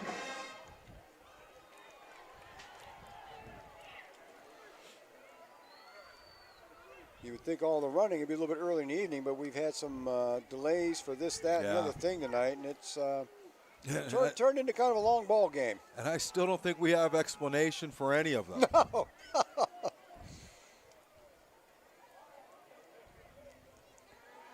Amir rolling out to his left. Looking over there for Matt Richardson, overthrows him. He's going to bring up 3rd down and 4. Watch, if they show the replay, watch the block by King. Comes up from that running back position. He picks up a blitzing linebacker and just knocks his lid off. You know, those are some of the things, and obviously, you know, everybody's fine out there. It's a football play. But those are the type of things that when you're watching a game like this, those are the things you want to try to build off of, is you want to see who's still out there fighting for their team, who's still out there fighting for the name on the front of the jersey. You know, those are the type of things that you build off of. This time Amir finds Julius Farrell close to a first down over to the Canton McKinley 45-yard line. They're going to give him the first down. They're going to move the chains on that one. 4:20 to go. Again, the Raiders on the short end of a 43-19 contest. Contest that, again, was close for nearly 3 full quarters. And everything kind of fell apart from that point on after that 83-yard touchdown run by Kylan West. Amir finds some running room down to the 30-yard line. That's going to be another first down for Harding. Amari Cobb coming in for quarterback for James Jones. Got a couple completed passes. Nice big run there. Well, listen, he's going to go out there and perform. Because Man been trying to tell us he's a quarterback since he was 12 years old. And he's getting this opportunity out there to shine. He's going to try to take advantage of it. But watching him in the preseason, did not look bad out there. Great footwork. It looks like it's going to be encroachment on the Bulldogs. Give Harding Dead another ball, 5 yards. encroachment defense, 5 yards, first down. I was really impressed when I saw him get an opportunity, just with his footwork, with his poise in the pocket. Obviously, you see that he's not afraid to tuck that ball and get upfield.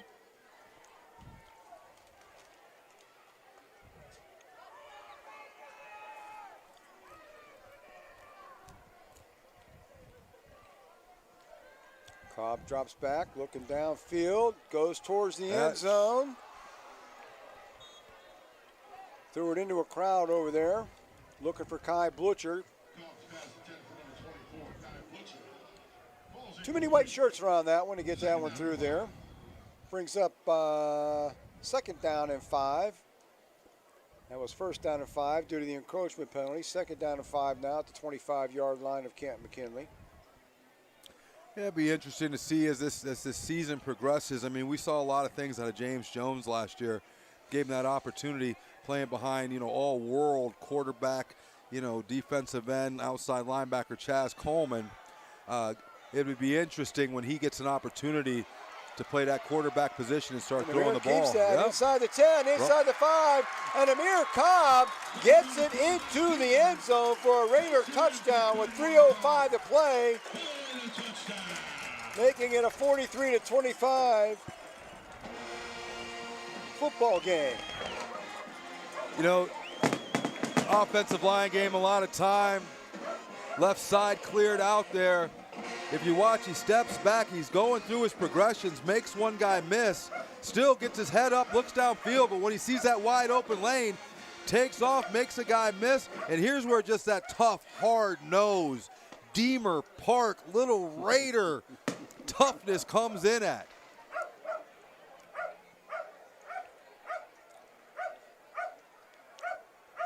Gonna go for 2 here. Going to his right, he's got, tried to sneak it in. Didn't quite do it. Looks like that was knocked down over there maybe by Kamar Lucius, I think, got a hand on that one, number 4 for Canton McKinley. 43-25, Canton McKinley with 3:05 to play. Glad to see them come down there and not give up. And I mean that when I say that. These kids have been together. These seniors have been together for some years now. And if you haven't been or if you didn't know, I mean, these are Deemer Park kids. And that means something. We go down there to Deemer and, listen, wasn't the best area, wasn't the best field. And that's what they respected because legends came from there. And the work and just the toughness, that they built together. And I think that's the most important thing is they came up together. They came up together through that program, played through junior high with each other. And now to find themselves at the top of the class, to find themselves their senior year on this field, given their opportunity. I really do. I mean, I see the score 43-25, and I know they're disappointed. But I have full faith that this crew of seniors, this crew of brothers, they're going to keep this team together, and they're going to make something of this season. They're going to make something special of this season.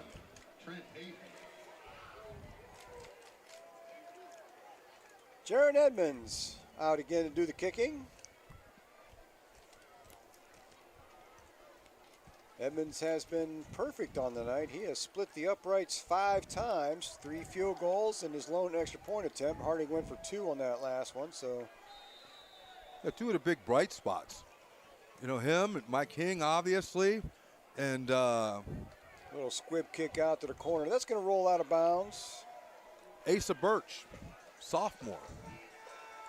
Big on the defense tonight. Monster defensive game for Asa out there, just all over the place. I don't think we're going to put anybody in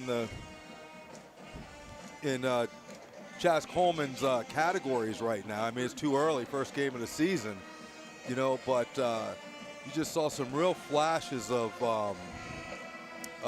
what you want to see out of and let's not forget he's a sophomore. Right. Absolutely. We know the type of work ethic that he has, and absolutely tonight, he came out here and he showed that he showed that he's ready for these lights.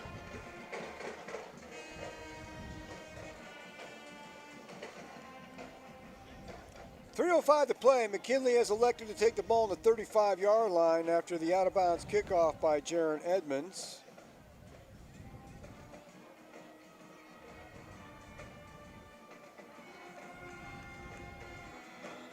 I see the defense still got some starters out there. I see Trent Hayden for Canton McKinley still in the ball game. I just saw number 3 senior starting inside linebacker Tyler Smith just got nicked right there. See him coming up limping. You see a lot of the starters actually still out there. I see Raekwon Hill, the other middle linebacker, still out there. I see Birch is still out there. A lot of first-teamers out there on both sides of the ball right now, which is kind of surprising at this point. Actually, I think they've got all their first-teamers out there. I assume that's Matty Richardson on the McKinley's got their first receiver. Zion Culver in at running back. Hayden's still at quarterback for the Bulldogs. So putting their guys through their paces tonight. There's Zion Culver up the middle. He's going to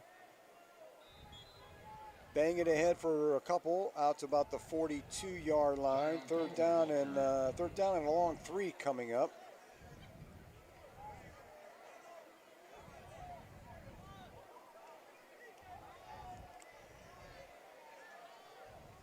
Tackle on a play by number 90, Xavier Bradley.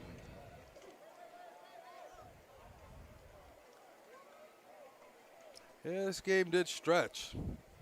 We're already here at 10 o'clock. Usually I get to watch a little bit of Dateline. Pick that up tomorrow. But, you know, it's always great to be back out here. Oh, absolutely.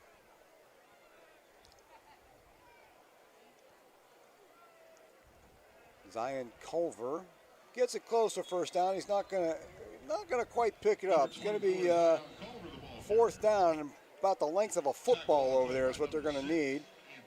Looks like they're gonna leave everybody out here, run that clock down here, coming up on a minute. Get the first down, then they could probably kneel on it a couple times. Harding's out of timeouts. They can't stop it. Right. I wouldn't be surprised if they just kneel it. Give Harding the ball back with about 30 seconds. Harding's more than likely going to kneel it as well. Bring it in the locker room, start looking for week 2. Once again, Harding's on the road next week. For you Raider fans, they will be traveling to Akron to take on Akron Buchtel. They'll be back in the friendly confines of Mollenkopf in 2 weeks on September 5th, playing host to Massillon Perry. Delay of game penalty as McKinley was trying to decide whether or not to go for that or come out instead for punt. So, or did they get a timeout in there? I saw the penalty flag come down. Not sure if maybe they got that timeout first. I don't see him moving the ball, so it looks like they must have called the timeout. The official there in the center of the field was saying they got the timeout in. Yeah, you might timeout, as well, like Canton. You said, that's their second take them one. with you. They did get the timeout. So Akron Buchtel next week away. Massillon Perry at home on the 5th. And that's when Eddie and I will be back up in the booth, and hopefully we'll be talking about a 1-1 football team at that point.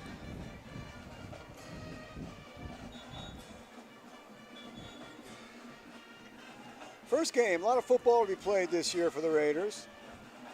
Ironed some things out, and again, it was a stout effort for late into the third quarter. Then the wheels came off. Yeah, you know, after they broke that big one, I mean, they did respond. You know, they did respond. You know, had opportunities. You know, but let's give a lot of credit to that McKinley defense. You know, that Bulldog defense.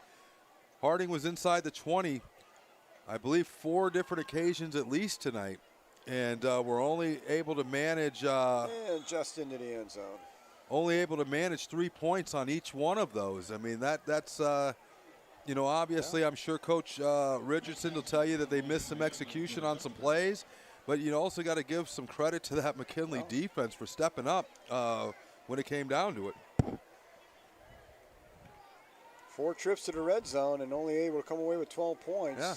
That's takes over first and 10 balls on their own 20 yards. I mean, you got King, 2 great returns, puts them in, you know, great position. You've got Asa Birch, you know, with the fumble, with the scoop, puts them on the, you know, puts them down and just not able to capitalize and put 6 on the board. And with a team like this that's got these skill players that can score from anywhere on the field at any time, you've got to convert some of those opportunities into 7.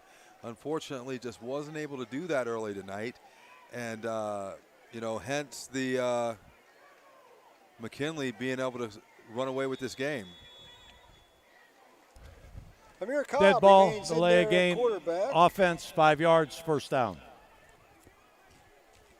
And I think even the officials surprised he threw the flag there. Delay of game on Harding. It's going to back them up 5 yards, 1st and 15. They have no timeouts to avoid that if they get some confusion out there right now. 19 seconds left. Harding looks like they're going to try and air it out another time, or just a handoff up the middle.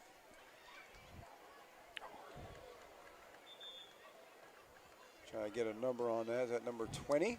That looks like maybe 20. Was it 20? I think 20. Yeah. Darian Golden. Darian Golden, okay. Give him the sophomore carry. That's going to run it down. And there's your ball game. Your final score for the evening. Canton McKinley Bulldogs 43. Your Warren G. Harding Raiders 25. So once again, Harding's on the road next week. Akron Buchtel in Akron. We'll be back here at Mollenkopf 2 weeks from tonight on September 5th when the Raiders play host to Massillon Perry. Yeah, Tom, as you said, it was a great game to start out. Unfortunately, McKinley, that defense, Ben without breaking, they were able to withstand, the heavy punches that Harding was throwing. And hats off to them. Just a great football team. Great way to start their season. Harding's got a lot that they can learn from this game. Obviously they learned that they've got something in their kicker. They've learned they've got something in Mike King returning from that injury. Saw a lot of good things out of Asa Birch. But there's a lot of positive things that they can take from this game. But at the end of the day, you lost. And you're going to have to reconcile that.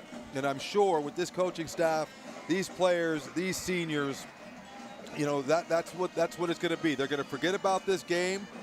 They're going to learn from it, and they're going to move on to Buchtel, and then they're going to look to come back here 1-1 and finish out this season strong.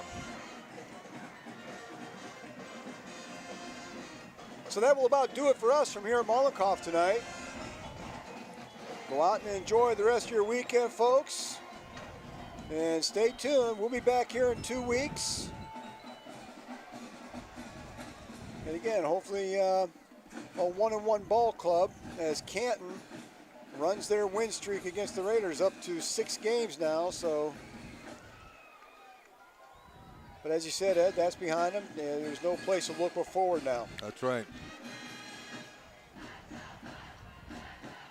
Tough start to the season for Raiders, falling 43-25 to the McKinley Bulldogs. And with that, it's time to close up shop here. It's been a long night, a lot of delays in this game, and it's not too normal that we go past 10 o'clock for high school football, but it's happened tonight. A lot of stoppages here and there. So enjoy the rest of your Friday evening, folks, and weekend, and we will see you back here in a couple of weeks. Good night, everybody.